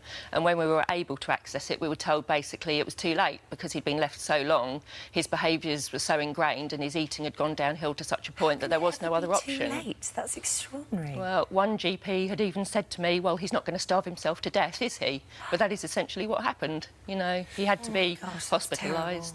So, obviously, when the discussion, and I don't know how it was within the family, of him going to America arose for the first time, what did you say? It was horrific. We were just completely shocked. It was a bolt out the blue. He'd never wanted to go anywhere. Did he say why he wanted to go to America? No, not at first. We just assumed because he was sort of 18, a lot of his friends were going to university or travelling, that was just sort of his attempt at trying to have a normal life. And you didn't want him to go? You were worried about him? No, very much. Our GP was very worried. I went to police and mental health services. They were all very concerned. But because he was an adult, there was literally nothing they could do, unless he was mentally incompetent, which he's not. He's very intelligent. So off he goes, he travels to America, and your communication with him was erratic. I mean, you sort of bits, dribs and jabs, but really you lost him. You didn't know where he was. Absolutely, yeah. I mean, the first sort of point that there was a problem was he'd promised to come back 6 weeks later for his little sister's birthday, and he idolised his little sister, and then he just suddenly rang and said he couldn't come. And he couldn't really say why, and it's been like that ever since. We've been begging him to come back. He's always had a flight on offer, and he just says, I can't. So, he's in America for 18 months, and then you get a call from the Foreign Office. Yeah. And it wakes you up. Mm-hmm. And what did they say? They said we found him because I had reported it to the police, our concerns, and they had been trying to track him down for some time. So at first I was delighted that they'd tracked him down, and I asked where, and obviously it was completely the other side of America from where I'd known him to be. And then they said he was arrested, so I asked what for, and then literally my world just crumbled. You know, I just couldn't believe it. It's a complete and utter change of character. The Michael that I grew up with, right till the point he left, he was kind, compassionate, caring, sensitive. He was always writing me little sort of soppy love you mum cards. I mean, what 18-year-old boy does that? He would hold doors open for you. You know, it's just a complete and utter change of character. And what about, I mean, was he politically motivated? He had never mentioned politics to me or his father in his entire life, or to anyone as far as I know. And so this came as a complete shock to you. He'd been living in a car. Well, we didn't even know that. I mean, that's it. We didn't know anything. He wouldn't tell us anything. And it was our fear all the way along that somebody had brainwashed him or manipulated him in some way. Because he they was were just so vulnerable. Yeah, absolutely. What do you think that his care is likely to be in America? Because obviously he has mental health issues here. I mean, the authorities over there weren't aware of any issues. I've only spoken to one person from the US authorities, and he had no idea of anything to do with Michael whatsoever. So obviously now I'm just trying to make everyone aware of the issues. Public defender said he appeared to be competent and hadn't been diagnosed with a mental illness. That's completely untrue. And untrue. that's his public defender? Yeah. I had a long phone call with her last night. She's now in possession of all the documents.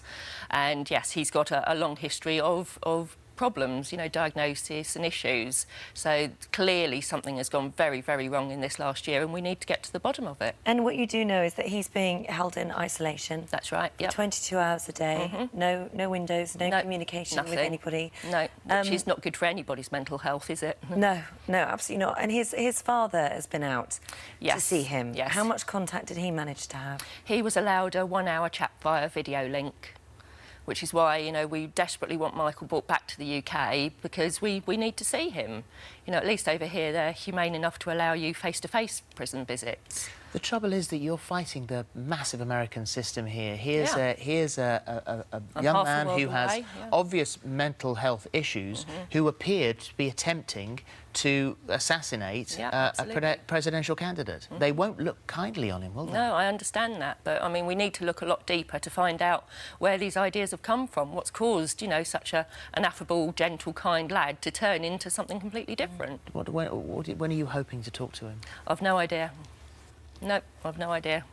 And are the Foreign Office attempting to try and get you into contact with him? Not to my knowledge, no. I've only had the one phone call from them, which was when they woke me up that night to tell me he'd been arrested. The Foreign Office say that we've offered advice and information to the family in this case, and will continue to do so. We remain in contact with Mr. Sanford's legal representatives and have submitted a request to visit him. I can't imagine, you know, this is so horrible for you. Yeah, it's devastating. But hopefully you'll get some sort of resolution, and thank you. And hopefully you'll I'm trying to do everything I can for him this end, as I'm not able to fly out at the moment. Yeah. I've contacted sort of various organisations and just trying to reach out to anyone who can help, basically. Okay. Well, thank you very much indeed. Thank you. For more of the same, just click here, and don't forget you can subscribe for even more of these amazing videos exclusive to our channel. I was driving to therapy and I got caught in a bit of traffic. I was looking for any excuse not to go, so I just turned the car back around. And I was really pleased with Mandy, because a lot of people would have gone, oh, she just don't want to turn up. But what it was so raw, going through the therapy experience, that actually all the things you've buried over the years, you are now digging back up. They're saying the hair is out of order. You're saying the hair is part of your religious and cultural beliefs. So explain more about that to us. Basically, you know, where we come from, we as a people need to identify that. Now, for us as a family, I can only speak for my family. For us as a family, we are Hebrewites. It also goes in the category of Rastafaris. Yes. But the thing about it, people have a stigma about Rastas. Rastas, in people's eyes, is that they stay home, smoke weed, and, you know, the normal thing. But in my household, we don't touch the stuff. Yes. Is Rastafarian a religion or a culture? It It is a religion. both. It is both. You can put it in a religion form, because if you read the Bible, it also says that when the Lord came, his hair was like wool. It clearly says it in the Bible. In a culture where I come from, kids, this is how they wear their hair. So, Mum, you will say, you know, I think the fear would be this is a fashion trend. And your point is absolutely not. It's not a fashion trend. So here's the problem. I think, you know, the school have their policy, and you can argue it one way or the other with you, but you can also argue surely the school, before they took Chickasee on board, they should have understood the child that they were accepting into the school, surely. Or told you that, told that me- hair wasn't acceptable. Yes. Did you they have should. any kind of conversation with them? Not about my son's hair, because as far as I was concerned, it was not an issue. As far as, in my opinion, it was not an issue. I went to several occasions to different meetings in the school. Everything they sent us to go to, I will go. I bring my son with me. I had a meeting, not a meeting as such, a conversation with the headmaster. He shook my hand, he shook Chickasee's hand, he said, welcome to Fulham Boys School. He said, it'll be a pleasure. So you say you had read the school rule book, and there was nothing in there. There were mention of they couldn't have hair beyond their collar, but Chickasee ties his hair up. That's So exactly. Chickasee, tell us your first day. This is Fulham Boys School in London. What happened on your first day then? Who first mentioned to you that your hair was not acceptable? I was in class, and then my head of house came in, and then she asked me if I can come out of class for a second, and then she told me that by Monday my hair has to be cut. So what did you feel at that point? What did you think about what she was saying to you? Well, I was upset and I was a bit worried because I really wanted to go to that school. So you love the school, you're a good student, you want to be at school. So when Except he came you're now being home- treated differently, aren't you? You're being isolated, or what way are they treating you within school? Because they see every day you come in, looking the way you do, they see it as defiance and disobedience. So you're being punished for that, are you? What way are you being punished? Well, on Monday, and they took me out of class, and then they brought me into isolation. When you say isolation, what do you mean? Where did they put you? They brought me into the head of house office, and then they made us. OK, let me just explain the school's point of view on this one for people. The headmaster, Alan Ebenezer, says we're a strict academic boys' school with a very distinct ethos. We have a very strict uniform and appearance policy, which includes hair. Hair cannot be shorter than a number 2, longer than your collar, and must be one natural colour, no braids, no dreadlocks and no cult hairstyles. We are treating this as a cultural issue at the moment and are surprised that the parents have not discussed this with us sooner and left it to the start of term. So I hear what Mr Ebenezer is saying, but you're saying you met him or you met officials of the school before Chickasee was appointed. So he knew, or he should have raised that point with you then. We put it to you, headmaster, that you should have raised that then. But also, you're saying it doesn't. He's mentioning dreadlocks there, but actually, in the written rule book, it doesn't say the word dreadlocks at all. At all, because that's the thing about me. I'm a strict mom. Okay, Yes. so before even he went into the school, 2 things he did. He spent an entire day in the school. Nothing was mentioned to me. I sat down, downloaded it, the policy, read it through. I said, OK, fine. They said no twists. How do you feel about him being This isolated? yes, because it says, the headmaster goes on to say that anyone who refuses to follow school policy faces exclusion. Boys from all cultures and backgrounds are welcome and feel part of the school.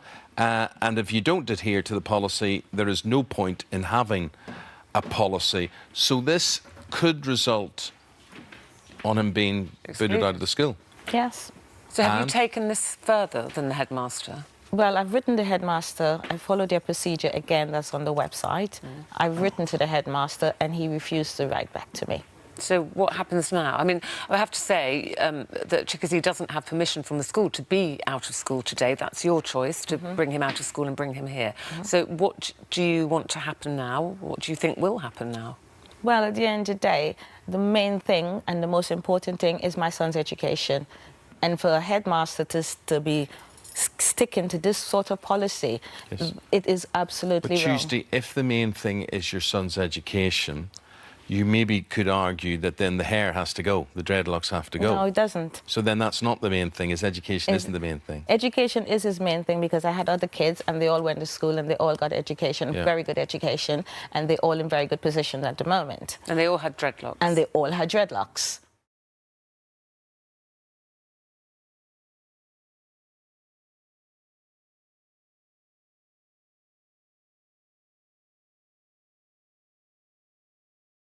When the penny dropped and you looked at each other and said, not you as well, what was that conversation like, Chloe? What do you remember about that? Well, I actually came out as like gender fluid before I came out as transgender. And so I remember we went to my graduation and I had the hair and makeup. I had long extensions and a full face of makeup and just really neutral clothing. And Jamie turned to me in the kitchen that night and she was like, you just look so beautiful, you look like a beautiful woman, like. And she was like, do you think this could be like something that you want to change your gender? And I was like, to be honest, I'm not sure. And it took me a while after that to kind of really figure everything out in my head, because it's a big deal. It's a very Had you, big had you already deal. made up your mind at this stage? I had had the conversation with my best friend, but I hadn't come out or anything. It was looking at Chloe, the way she was dressing was more like, I could see she was being so free in herself. I wasn't like that at all. I was really scared to kind of all of a sudden start presenting as something else, you know? So I was looking up to Chloe, and that's why I asked Chloe, because I thought, you know, if she is, we could go on this journey together, because I definitely knew I felt that way. It was just about telling people, like I didn't tell people. And when did they tell you? September last year. I came back from Greece and Jamie FaceTimed me and said, you know, I am transgender. So I wasn't surprised, but I suppose it means a change for her to, I suppose we use gender all the time without even realising it, you know, her, him. And so those pronouns needed to change. I didn't have an issue because I suppose really I gave birth to two beautiful babies and they're still my children. So, you know, gender really isn't an issue for me, but I understand that it's... But you've new children, in a way. Do you miss those old children, or have you yourself transformed into, you know, a different mum? I've definitely, over the last few weeks, I would imagine, even have just come to terms and accepted that, yes, this is right for them, this is part of what they need to do. And Mum has been incredibly supportive. How important has that been for you in this transition, this journey?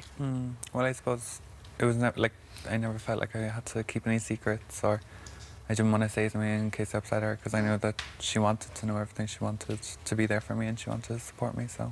So where are we at as regards the transitioning? What stage are you at? Do you seek counselling first of all, or what happens? Yeah, so you do like a psych evaluation and then you go on to do your hormone replacement therapy. And I'm kind of just after doing the psych evaluation, so I'm on my way to getting the hormones. Are you scared by this or excited by this? Excited. You're dragging around this body that you don't want to drag around, you know, and it gets really, really tiring and kind of depressing. And I think once we start the HRT, we'll start noticing the differences, and going through that female puberty is going to be really, really exciting. Gosh, tell me more about the exciting bit, Jamie. The old Jamie and the new Jamie, I mean, obviously a dramatic difference in terms of looks. Yeah. Where do you go as your reference point? I mean, look at the trait change there, look at the transformation there. Who do you base this new person on? Where do you get all your ideas from? Because this is a new learning curve for you. Yeah, I mean, I don't know, I think I'm the same person. Like, I'm just like wearing heels and have style long hair. and things. Where are you going for that? Your hair?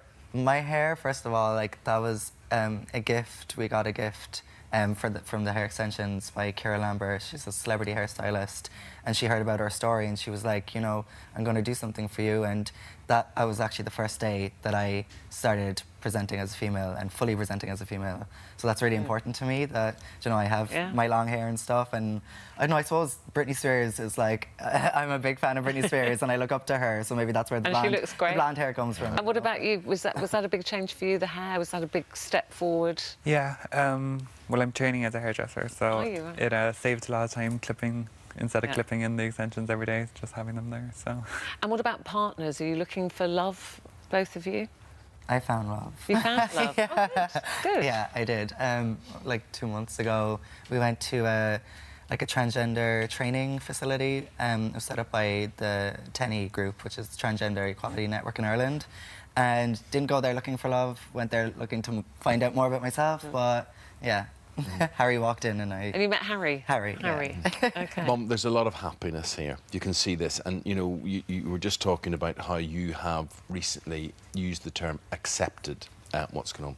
Has that been difficult for you? Is that a reluctant acceptance? Or where are you at now? Where are the family at? Because you'll be as strong as, I suppose, the people who are around you as well. Yeah. Well, I suppose I have a lot going on. My dad is deteriorating slowly, and so I've been very emotional around that anyway. So it's hard to kind of see, you know, how I actually feel. But it's yeah, it's not been a reluctant acceptance, no. I mean, they're my children. I love them to bits. I love them more than anything or anyone in the world, and that's that must mean a lot to you too. Yeah, absolutely. You just want your children to be happy, don't you? Absolutely. Yeah, which you are. Yeah. Very loving family. Yeah, Thank you very much indeed. For more of the same, just click here, and don't forget you can subscribe for even more of these amazing videos exclusive to our channel. Do you take losing well? Well, as long as I've got better than I expected, yes. Yeah. So if your sister whoops you, you're going to be fine with that? Then I will brutally murder her. He's joking. Really? That's a joke. My next guests have been celebrated in a hit show called Fleabag, which we all know about, have a superstar fan in Celine Dion, and are unsuspectingly achieving cult status, Joes. Yeah, often mistaken for nothing more than a beginner's pet. We're joined now by 12 guinea pigs, starring in the new Netflix documentary, The Keeper of Pigs, alongside their owner, Jamie Eglinton Parks, who says that these furry little loves helped him through one of the most difficult times of his life. And Dr. Scott is also here with us with some unmissable advice. Jamie, Dr. Scott, welcome to this morning. Jamie, they're so cute. Can I just ask who we have here? Because you can see that they've got real little characters already. They have. So this one's Aberdeen. Aberdeen. Everest. Is he Scottish? So the belted, the lady that created the breed is Scottish. Okay. So the belted all have Scottish names. It's generally just my show pigs that get names. But they've all got their own characters. And what is it you love about them so much? Is it... Well, I love watching them. I've actually loved watching them whilst you've been over there. I've sat there watching them, and it's just watching them interact and going off and getting their food and then running back to the house. And they're really funny, aren't they? It's really hypnotic, actually. This one's got a real little character, Craig. Can people at home hear the sounds they're making? I wonder. If I lean over, little noises, aren't can you they? hear the sounds? I mean, there's this little. It's such a cute little. Yeah. It's like a squeal, isn't it, Jamie? Yeah. That's a content sound they're making, is it? So that means they're happy. When you go into my garage and if you rustle a bag, they sing like birds. They're like, I've been on the phone to people before, and they're like, "Have you got birds?" Yeah. I'm like, "No, I've got guinea pigs." How many have you got? I've got 80.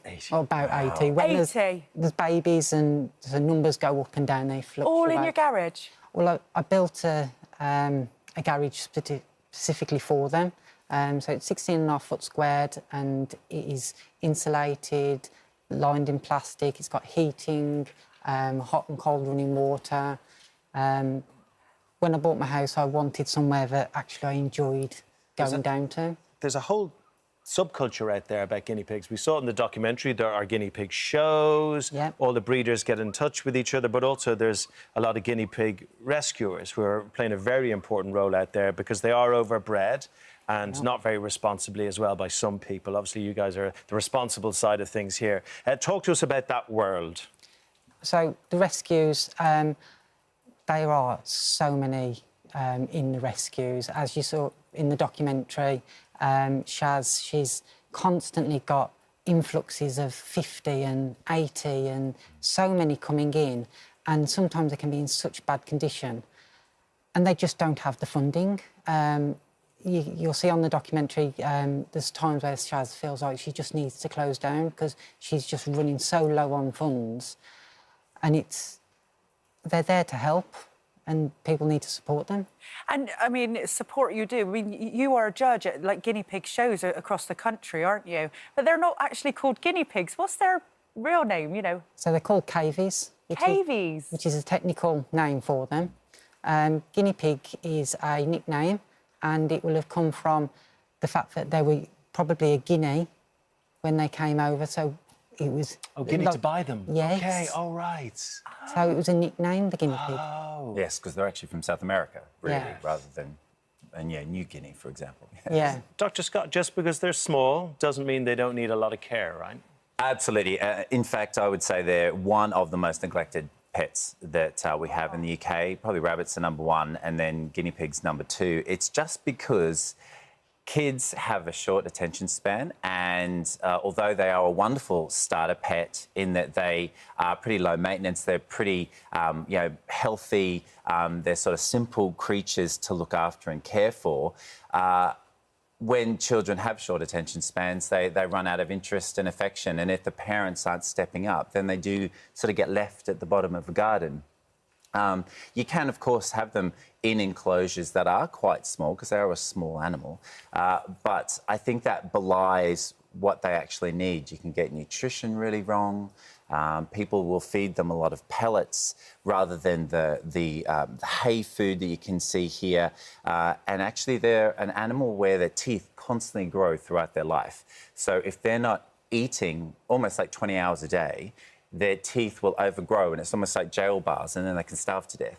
So it is an animal that needs to be so carefully looked after, and I think they live a lot longer than people think as well. Oh, this one's trying to hide in here. So they can live sort of 5 to 6 years. A lot of people go, oh, maybe they're like 1 to 2, like, say, a hamster, but actually they live a lot longer.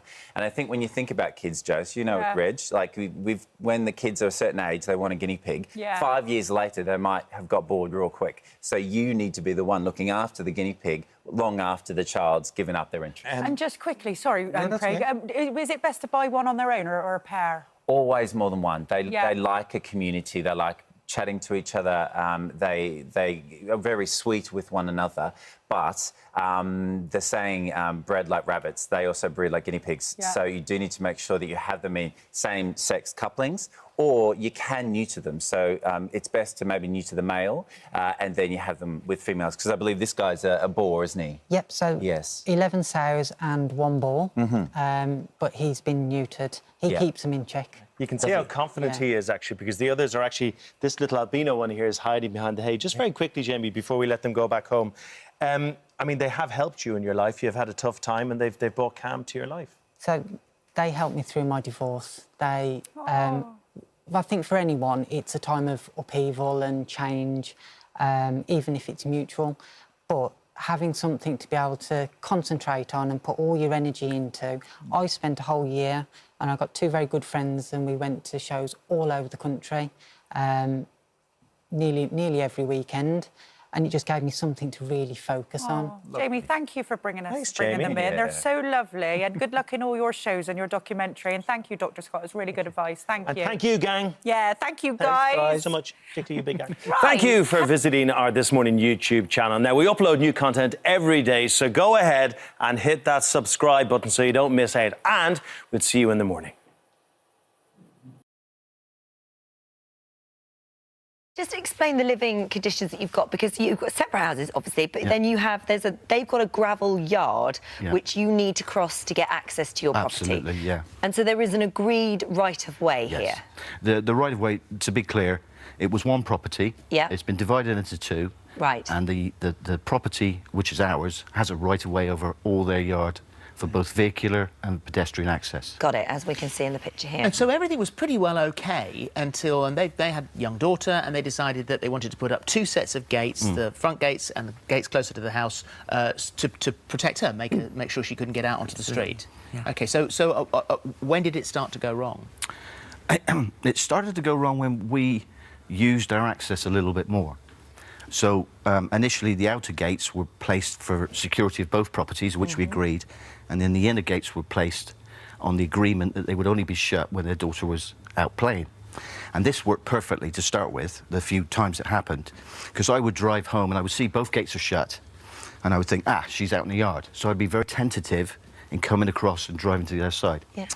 Over a period of time, this developed where the gates were shut all the time, and I had my suspicions as to why that might be. Yeah.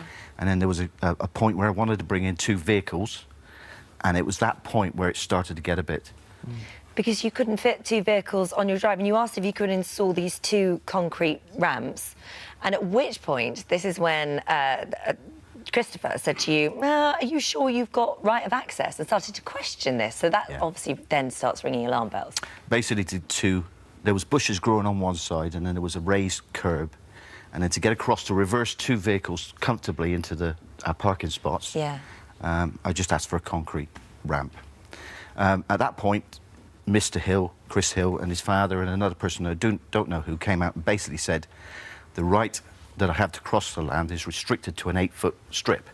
And if I wanted to bring in 2 vehicles, I had to reverse in and then inch forward and backwards to get that one over to my side and then bring the other one in. Right, OK. And that was the foundation of the dispute. Well, you ended up calling them the gate trolls. Yes. Because they closed those gates, you felt like prisoners, and you say that they were placing obstructions so that you can get in or out. So in order to go anywhere, you had to sort of spend 10 minutes just moving all the stuff out the way, drive out the gates, go back, put it all back where they'd left it, and then go. Exactly. So there's a big difference between putting something that actually blocks you and putting something that you have to move out the way or have to drive and risk getting your car scratched or drive through bushes or something.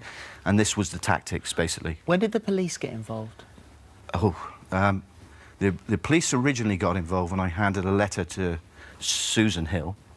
I felt I'd handed one the previous week, but this time I handed one over in person, having a friend witness it, having a friend read it, having a friend watch me sign it, and then I went over and gave it to her, knocked on the door. I mean, it's only 15 yards, knocked on the door. She grabbed the letter.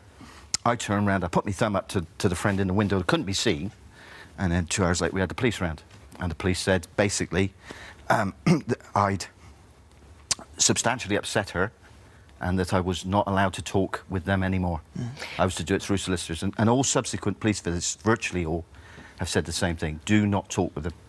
You also... At their request, sorry. Accused of assault, weren't you? Yes. Well, that was my place of work. At work? Yes. And what happened there? Well, I was working. I was actually stood with my manager at the time, and Mr. Hill came in, picked up a loaf of bread, which was directly behind me, went off, paid for it, went out.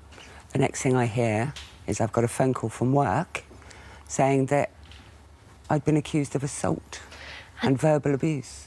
And thankfully, your manager saw that hadn't happened. There was CCTV footage that... But there were 200 accusations. It's a massive waste of time, police time and money and resources. The police installed CCTV. And so you say that if you complained, it was days before the police came. If they complained, it was a matter of hours before they... So you... Sometimes instantly. You think the police were biased? Very. Why? Based on what you've just said. Based on what you've just said. If I made a phone call to say this had happened, like take the co-op. They didn't tell me for 5 days. I had to go to the police to find out what was going on because he reported it not only to the co-op but also to the police. But they didn't come and see me or tell me. What's this done to you? Because this is 4 years. This is your home. This is meant to be your sanctuary where you go and relax. This is supposed to be the most peaceful part of your life. Of course. The things that you would take for granted, I presume, being able to go to your front door and not expect to knock on the door from the police or be able to get in and out. We're getting that back now a little bit since the judgment. And it's only now we're realising that the effect has been devastating. Yeah. But But because we're in the middle of it, we didn't see it. We would literally say, should we go out? For example, we'd say, well, let's go down to shops and get something. We say, no, we can leave that. Because we know that we have to film or we have to get prepared to go out. And so what we found is that over the time is that we weren't going out. We didn't realise until... Well, it's been to court. Obviously, a civil court judge recently ruled in favour of you guys over rights of access, concluded that their neighbours, Christopher and Susan Hill, had deliberately placed the ornaments and pot plants and other items to cause maximum inconvenience. It's landed them with a large legal bill. Susie Hill's right of reply, she says, Grant Shortland and Melanie Heritage have always had a clear right of way over the driveway. They needed 13 feet and the access was never blocked. Plant pots were on the side of the patio. We had one gnome and it wasn't blocking the way. We put up gates for our daughter's safety and they were put in with the consent of Mr. Shortland. I don't believe they felt trapped in their home. Obviously, with something like this, it would be lovely if you could live together now, find a way to... It's been to court. Everyone is alerted to your situation. Do you think there is any... Because the police CCTV came down yesterday, didn't it? So, so is there any way that you can resolve this and be neighbourly? I feel quite sorry for them in a certain way because they brought this on themselves. There have been steps along the way that we could have resolved this on many times and never has there been any comeback to try to.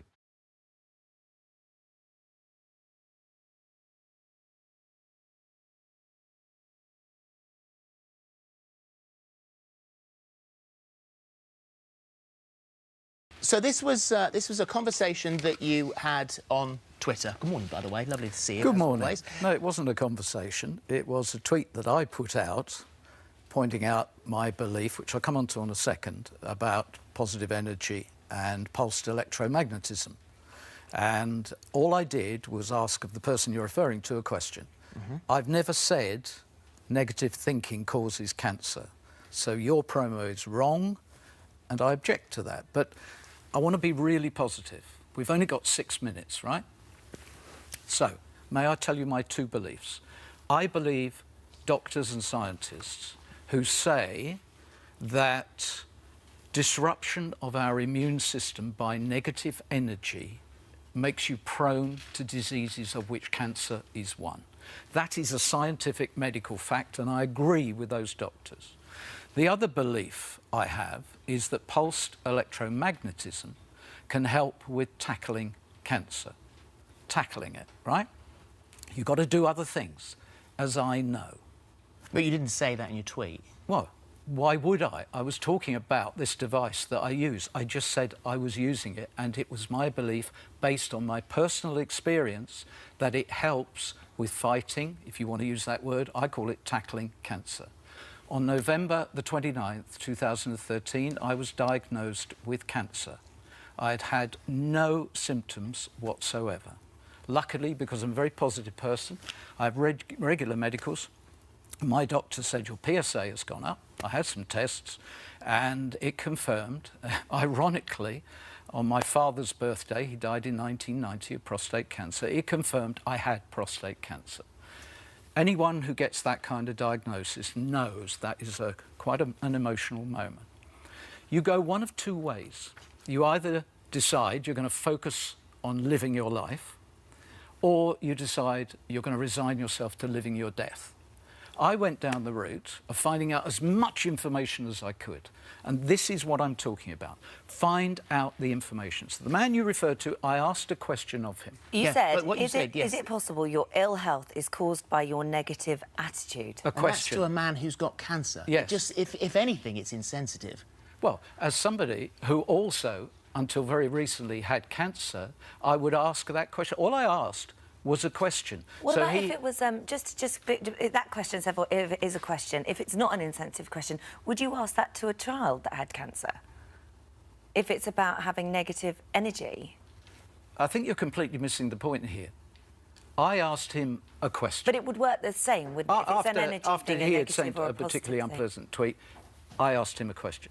The point here is there is information available to all of us who inquire. When I found out I had prostate cancer, I started to get out there and ask as many questions as possible. I changed my diet slightly. I exercised in a different way. I got a very small group of friends, some of whom experienced cancer, one of whom has defied the NHS by living a lot longer than was predicted. And I was in a position that I was able to carry on doing TV shows and be healthy. I then had my tumour destroyed by sound waves, proving yet again that energy is at the heart of this issue. The thing is that there are some fairly top people who've come out here and said, you know, hang on a second, let's just clear this up, because cancer research specialist David Grimes, Oxford University, says it's not just untrue, it's patronising and it's victim blaming. Cancer is bad luck. You can reduce or increase your chances by making different lifestyle choices. But the healthiest people in the world get cancer, and it's not because they are negative. I thought, very, very healthy. I know why I got my cancer, because I'd gone through a very stressful, very negative period in my life. So the stress in your life gave you prostate cancer? Yes, because stress is negative energy. The definition of stress is a breakdown of your body engineering system. I'm absolutely certain that it didn't just decide to manifest itself. There was a cause. You have cancer in you. You have it. We all have it. Something triggers it. I don't believe by what you say or necessarily what you think it triggers it. The problem is... It's outside forces that trigger it. And the reason I started the way I did, there will be people watching now, and all I want to do is encourage them. Get the information, because there's a lot of misinformation. But the problem is, Noel, the problem is that, that this is all surrounding a machine that costs £2,315. No, it isn't. No, it isn't. Well, it is, because... No, Phil, you're wrong. No, I'm not wrong. The science of pulsed electromagnetism has been around for a couple of hundred years. I get that. A simple box that slows down raging, reduces pain, lifts depression, stress, tackles cancer. Yep, tackles cancer. That's the box you're talking about. Yeah. That's it. 8 minutes and you feel ready for another exciting day. Yippee! And then you say what it is. That's what it did for me. I get that. But obviously people are going to get a little bit sceptical with the fact that you keep banging on about this £2,300 box, will you know the people who were making it? Well, yeah, of course I do know. Now I do know Sam and Steve, who are two brilliant practitioners. You say now you do know. Didn't you know before? What do you mean, before what? You said now I do know. Yeah, I do know them. They are both osteopaths. They're professionals. They introduced me to the technology. Maria Robertson, who's the director of the company, I've known for 30 years. But they've said the opinions of Mr. Noel Edmonds are his alone and do not reflect in any way with the opinions of us at EMP PAD. We had no discussion, input or prior knowledge of the content of Mr. Edmonds' statement. Yeah. We do not agree with it in any way, shape or form. Fine. All I'm saying is, by using pulsed electromagnetism and a series of other things, I am now free of prostate cancer. For more of the same, just click here, and don't forget you can subscribe for even more of these amazing videos exclusive to our channel. But to go for your 13th, say, you've said to us that you're addicted to having babies. Yeah, I'm literally addicted to having babies. Can you not put that energy into looking after the ones that you've got? And that energy does go into that, but I can't help feeling broody. I can't help the way I feel. I can't help wanting another. Presenter Noel Edmonds, who during his very long career has experienced online abuse, death threats even, and an intruder in his home. Noel, something that you're going through right now as well. I mean, we'll come back to things that have happened in the past, but you say as soon as you saw Alex's case in the newspapers, you tweeted her, didn't you, to lend support? I did. I don't know her personally, but I admire her as a fellow professional, and it had a resonance where I thought, yeah, I want to publicly say I understand and I support her. I think it's very important also to understand this is not just about people in the public eye. No. There are a lot of people, there'll be a lot of people watching now who go, yes, I am receiving this form of abuse at work, etc., etc. And clearly, we've all got to decide whether we're going to do something about it. I mean, thank you for this invitation to come on, because I'm not here saying, oh, poor me. I'm here because I'd really like us to think about where the responsibility for a solution actually lies. Explain a little bit, Noel, about what you're going through and what you've been through, because over the years it's been sort of a sort of catalogue of different experiences. Back in the 70s, it was sort of, well, it's the price of fame, you know, it's fans and whatever. In fact, I was here a couple of years ago, and there was a woman outside, and I remembered her from when she terrorised me back in the 70s. I mean, she damaged my car, she turned up at my home when she was a young girl and whatever, and she had a rather odd way about her. I've subsequently had a guy who set up a website to kill me, and I had the option of bringing the police into this, and I went down a slightly different route. It was well publicised a couple of years ago that I met him, and it was very interesting because he went to pieces completely. He agreed to meet you? Yes. Was it hard to get him to agree to meet you? Well, he had a very simple decision. Either I went to the police, and the police advice was this was a criminal situation. He would have got a criminal record. Yeah. Or meet me, and I want to understand why you want to kill me. And, of course, the fact of the matter was he was a young man in his 20s. His sister did most of the talking. He broke down completely in this office in Bristol. And it was apparent that it had started as something light-hearted, but then it became quite malicious.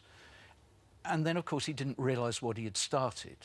You know, what I want to... Did you want him to know how upset you were? Well, it was wonderful because Liz, who was here, actually took control of the meeting. And right at the beginning, you'll like this bit as a woman, she looked him in the eye and said, "Why do you want to kill my husband?" And he went to pieces completely because there was no answer. No. He didn't want to kill me. Now, not everyone, and I wouldn't suggest that Alex should have gone down that route, but not everyone wants to confront these people. Or can. Or can. But that's an interesting point. When are we, as a society, going to strip away the anonymity that these people have? You know, we must encourage more accountability. We must encourage people to think before they press send on an email, post on a tweet. Why are they allowed to be anonymous? And I think there are three outcomes of it being more transparent. Everyone says go to the police, but we know the police are struggling with this. If you couldn't hide behind the anonymity, we are going to end up with one of three outcomes. We will find out if someone is mentally ill and then they need professional help. We will find out whether or not it is a police matter, and then the police can take over. Or we will find out that actually this is something where friends and family should say, "Why did you do that? Why did you send that? Terrible, terrible." Make people realise what we've done. got to. You know, society is made up of individuals. We've got to decide whether this is the way we want to live, ruining people's lives, or whether actually we are all going to do something. What about what's happening right now? So you say there is somebody right now... Oh, it kicked off again a few weeks ago. Doing what?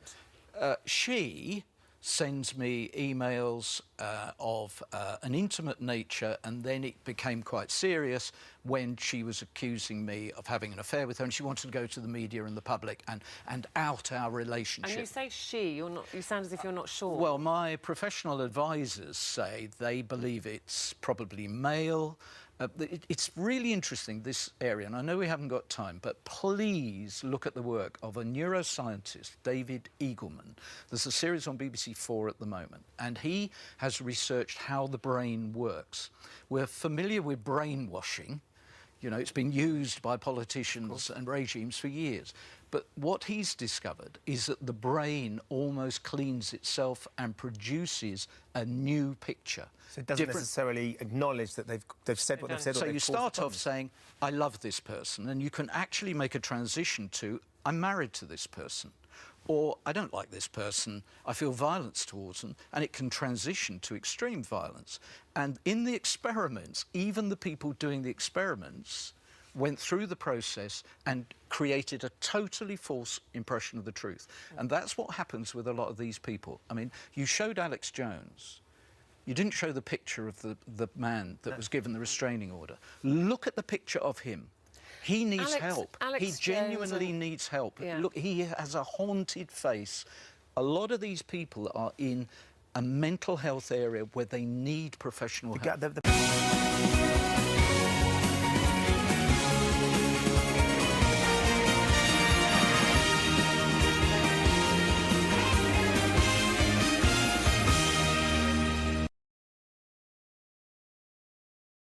After this enormous search, is of course telling your sons. having to tell your sons that I'm so sorry, but Dad is dead, he's drowned, he's disappeared. That was an absolute nightmare. I didn't actually tell them personally. Other members of the family did that on my behalf. But still, you know, it was my doing, and that is something that I will live to regret for the rest of my time. Must be a hell of an actress. That's a tough thing to pull off. Well, the emotions were genuine emotions, but for the wrong reasons.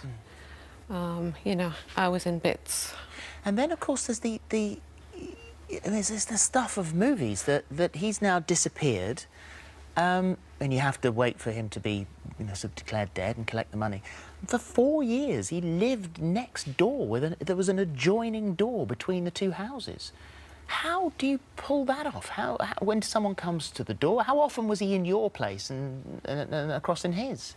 Well, if we didn't have family or friends visiting, then he was mainly in my house. Fortunately, we had a gravel driveway, so if cars approached, we could hear them come. I was constantly looking out of the window. If the doorbell rang, I always looked to see who was coming, who it was. And, you know, we made a judgment call as to whether he would have to disappear or stay, or if he could stay And you didn't say, did you an upper floor. think at any point, saying to him, John, we can't do this anymore? Often, many, many times. And what did your sons say? Because they've lost their father, and then suddenly mum's uprooting and moving to Panama, of all places. I mean, not a place that you'd probably brought up before, and suddenly you're moving. I mean, there must have been a lot of questions I just know there. if my mum had said to me, after we lost my dad, right, I think I'm going to go to Panama. As a family, we would have said, what the hell? A few years had intervened, and my youngest son in particular had travelled extensively. So to them, wherever you are in the world is just a plane ride away.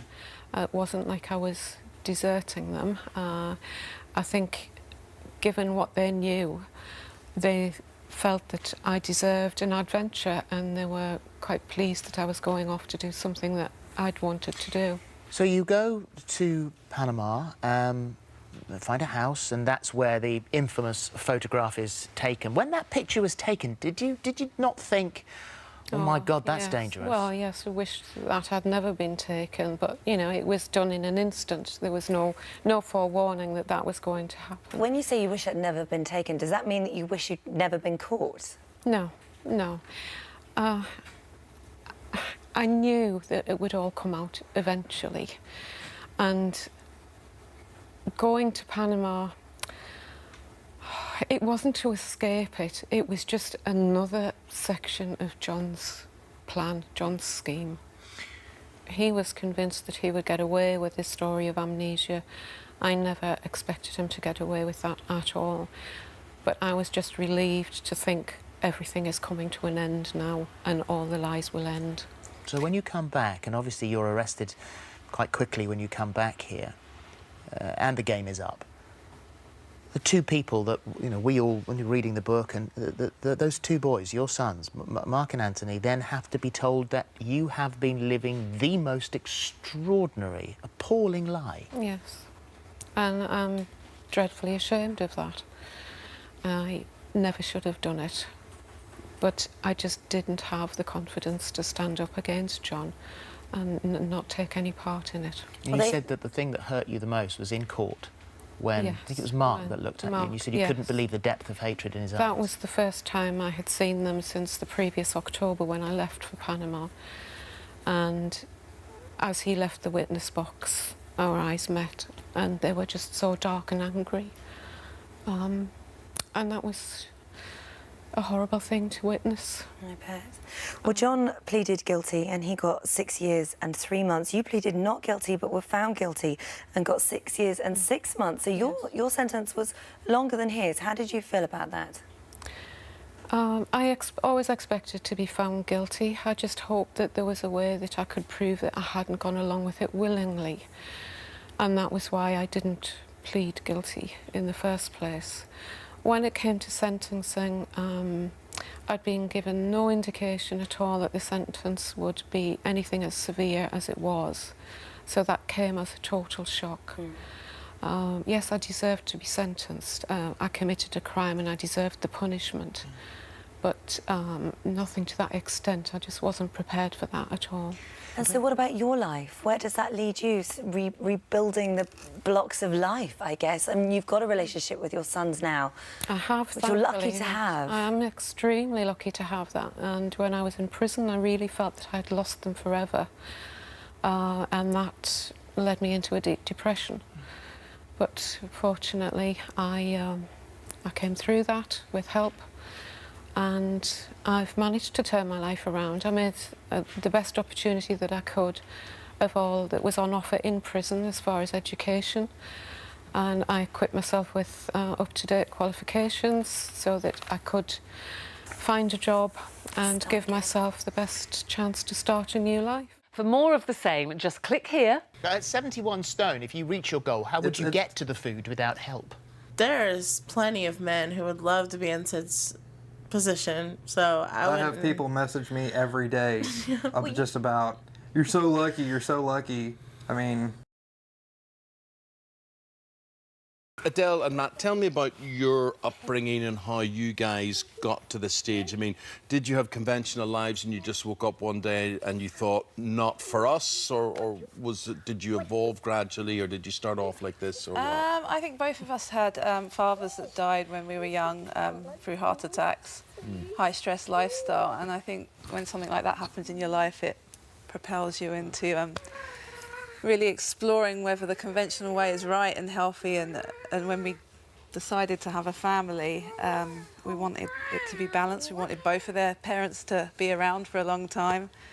And so that's really probably was the beginning of... Let's talk about, so we've done birthing, which you did all naturally, which, you know, a lot of women can go along with. But when it comes to medicine for your children, vaccinations, you're totally against this. Yeah, I actually believe childhood disease is quite important to experience to build the child's immunity. And Ulysses has experienced scarlet fever and chickenpox, and we treated that naturally. And it really was... With what? How did you treat it? We really believe in supporting the body to self-heal. Just naturally that the child wants to fast and they just take on fluids, they reject food, and really if you just support the body's healing through herbs and supplements and just gentle medicine that comes from food and the wild. And are you totally confident in that? Was at any point, maybe if this temperature's gone up, that you're thinking, oh, maybe a trip to the doctor might be the best thing? No, not really, because I don't believe that bringing a fever down artificially helps the body. I believe the fever's there for a purpose, to clean the body out, and I think as long as it's not a dry fever, then it's perfectly safe. Do you know, you guys, Matt, may want to do all that you want to do, but it doesn't necessarily mean the rest of the world is accepting of it, and I'm sure it's a big battle to avoid conformity. I've no idea, guys, where you live, if you live in a conventional house, up a tree, in a tent, in a hole in the ground. Love a tree, Eamon. Love a tree. Love it. What is life? Where do you live and how do you live? We live in a one-bed flat with a garden in Brighton by the sea. So we do have a lot of access to nature, but we are clearly still in a city. So we love the kids to be barefoot, but they're not barefoot all the time because of the nature of being in a city. Adele, you're not alone there. Amazingly, we had a guest on this programme 4 weeks ago who was here to talk about something completely unrelated, and she had no shoes on and she didn't wear shoes ever. Okay. And I said we're going to have her back to talk about life without shoes. So it is amazing how things crop up. It makes the feet stronger, actually. It's a lot of people worry about the feet getting injured, but it's the shoes that make them soft and... I noticed there, Ulysses, who's 5 now. Yes, he is, he was grabbing at your breast there. Yes, now, you still breastfeed. He is, yeah. Which a lot of people do. There's a lot of controversy, isn't there, about the age when to stop breastfeeding. There is. How often would he breastfeed? It really depends on the day. He does it really more at home, when he's feeling tired or needs comfort. Not so much when we're out, but if he is feeling a bit emotional, sometimes he asks to, and that's fine with me. Yeah. And you would be fine if he was feeling anxious now and wanted to breastfeed. You'd be very happy to do that in public. Now, the other thing is, they're jumping. It's fine with us. They're jumping around on the sofa. If I know, in terms of parenting and rules, you say you don't really have any. So if you said to him, I mean, obviously, Star is much younger, but if you did say to him, sit down or shush, or do you believe in that? Yeah, no, we do have rules. He would do as we ask. We speak to him respectfully, knowing that he's an equal human being to us. He is a highly sensitive child in nature, so he does struggle with getting overwhelmed easily. So it's even more important for him not to have strong, authoritarian discipline, because he doesn't react well to it. What about education? Education, we are taking the unschooling route at the moment. Unschooling? Yeah. So not homeschooling? No, no unschooling, schooling. that's right. It's home education, but it's freestyle. You don't follow the national curriculum, you follow their lead. So you follow your own, his lead? Yeah, whatever he's interested in, we provide the opportunities for him to learn about it at that time. So there will be people, particularly educationalists, who say, well, what about the basics, counting, reading? I mean, lots of Where would schools- he be at in compared to other children, possibly, Yeah, that he's you got know basic recognition of letters and numbers. He can count up to, I think it's 20 now. But a lot of schools technology with them? Do they do computers and things like yeah, that? he does the iPad at home. He watches all this stuff and he navigates around that. But a lot of schools in the rest of the world don't start their children till plus Look, 6 or 7 anyway. It's the way you lead your life, and we do have to point out, I mean, obviously there are conflicting advice, official advice about vaccination and whatever. It isn't in line with what you would say, or using sun cream and whatever. But it is your life. We're just reflecting your life and how you guys are living it, and it works for you, and you plan to take it much further. You plan to become more eco-friendly. We do. Our ultimate aim is to get out to Costa Rica and live off the lead. Yeah, it's not a definite destination, but somewhere similar. And would you ever send the children to a conventional school? If he asks to try later on, I've always said I'm open to that. Yeah, it's not about me dictating how, as he grows and he becomes more aware of the world, he can try meat, he can try a conventional school. It's totally up to him. Well, that's Adele and Matt Allen. That's their way of living life with their children. They all seem perfectly happy, very, very good. And we're getting your comments in on those. We'll reflect those as the programme goes on today. Guys, thanks for coming in and explaining all of that to us. Hello, YouTube. For more of the same, just click here. And don't forget, you can subscribe for even more of these amazing videos exclusive to our channel. She's so boring that she's perfect. She's just, this is it all the time. That's all she does. That's what she does. And you've got her name tattooed on your calf, haven't you? Oh, look. I'm sorry? You've got her name tattooed on you. One person who knows only too well what a devastating impact bullying can have is Made in Chelsea's Ollie Locke. He joins us now alongside bullying victim turned bully, Denny Lees, and anti-bullying campaigner, Sue Jones. And welcome, all of you. Thank you for coming. Sue, it was your charity that published these findings. What were they? Well, we started to look at it from last year. We started to look at why are people actually bullying and looking at the root causes of that behaviour.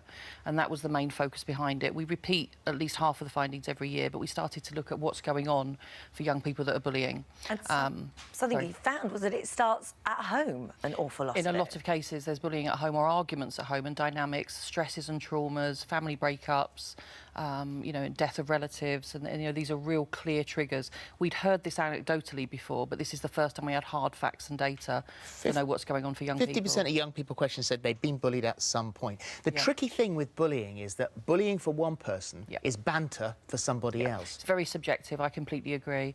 But we have very clear data that says for the 44% that end up feeling depressed, the 31% that will actually consider suicide or they might go on to self-harm. These are really clear data and that needs to be taken very seriously. And bullying takes many forms. And for you, Ollie, you originally, when you first started bullied, you were 7 years old at primary school, not from another child, from the teacher. It was a teacher, and when you're that age or any age, you trust the teacher as much as you can. And this was a really awful situation. I was sick every morning on the way to school, and mum nor teachers could work out what was wrong with me. Never told anyone? And it was I never told anyone. And I think that's the main thing that I'm here for, is to make sure that people go and tell people.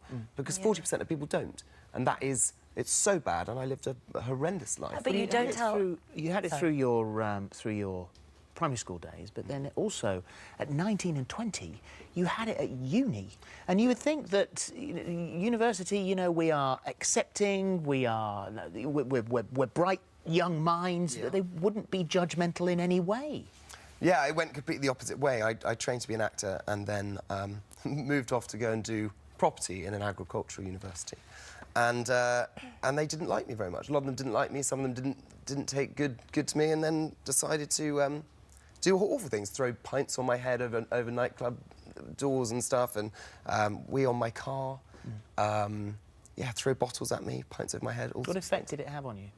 It was that awful feeling of just not being... You think you're an adult, and you think that's finally you're in this kind of grand scheme, big word world, and you're not. You're actually just a child again, and you don't want to tell people because it's awful, but it's happening all around. I was speaking to someone yesterday that was saying in their 60s they were being bullied, and this is happening everywhere, and it's my chance now to try and tell people to go and talk to people because they just don't. Well, Denny, your life started out where you were at primary school and you yourself were being bullied. Yeah, from a young age. And so what sort of things were happening to you then? I've always suffered with my weight, so I've always been big. It started really, I probably was about 5 or 6, and I remember the first thing happened when there was 2 boys and a girl got me on the playground, started whacking bags around my face, I went home with a black eye. And this is primary school? Yeah. So you were incredibly young here, and the tables turned dramatically when you got to 13 and you fought back. Yeah, one of the bullies from my primary school, when she come to secondary school, she was a year above me, and she followed me home from school and attacked me. So I fought back, and I ended up getting the better of her then. And you were 13 at the time, and you got a caution? Yeah, well, I got GBH on my criminal record now. Right. Wow. We'll come to that in a moment, because that's and I think a lot of people who might be, you know, forced to either retaliate or be the bully, it's incredible the impact that can have on your future life. The power went to your head. Yeah, because then it got to the fact, like, everyone kind of knew that I used to get bullied, and then when I fought back then and got the better of her, then it was like, oh my God, do you know what I mean? So Don't mess with her. Yeah, and then I was like, and then I did enjoy it. Then I'm not, you know, I probably shouldn't have, but I did because it did go in my Well, then favour others looked to you for protection and support. I used to get a lot of the people that was getting bullied come to my house in the morning and ask to walk to school with me. If they was getting bullied by people, they'd say, can you go and have a word? So I'm not, I don't get bullied by them And who did you bully? It's not that I wouldn't like go out of my way to bully people in a sense, but I'd just try and, you know, have a laugh. And to me, I'd think it was funny, but obviously now I know it wasn't funny. And even though you knew the impact of what it was like as a 7-year-old, having it reversed onto you, you still did it yourself. Yeah. But this goes back to your original point, which is there is a lot of similarities between the bully and the bullied. Absolutely. And in fact here, same person. Yeah. Well, people are twice as likely to bully others if they've experienced bullying themselves. They're kind of coping strategies. And there are huge similarities between, even in terms of physical health. So young people who have been bullied are around 29% to say they constantly suffer from ill health. 27% of those who are doing the bullying will also say the same thing. So there's massive similarities between the two. And for you, Ollie, the point that you made is that if it's happening, then talk to somebody. I think it's the most important thing. It's what people don't do, is they don't talk about it. And I think they're nervous, they're shy, they don't want to seem this whole sissy word, all that kind of stuff. It's rubbish, and people need to talk about it to get this all sorted out, because it's become so ridiculous, and it's affected everyone. And much easier now to bully someone because you've got access to them via their phones or their tablets. That was something that I also got involved in because of seeing people on Made in Chelsea get bullied by social media and by people sitting behind their screens, and the girls get an awful time, a lot of the time. Well, thank you all very much indeed. Thank you very much Thanks. for coming in. See you.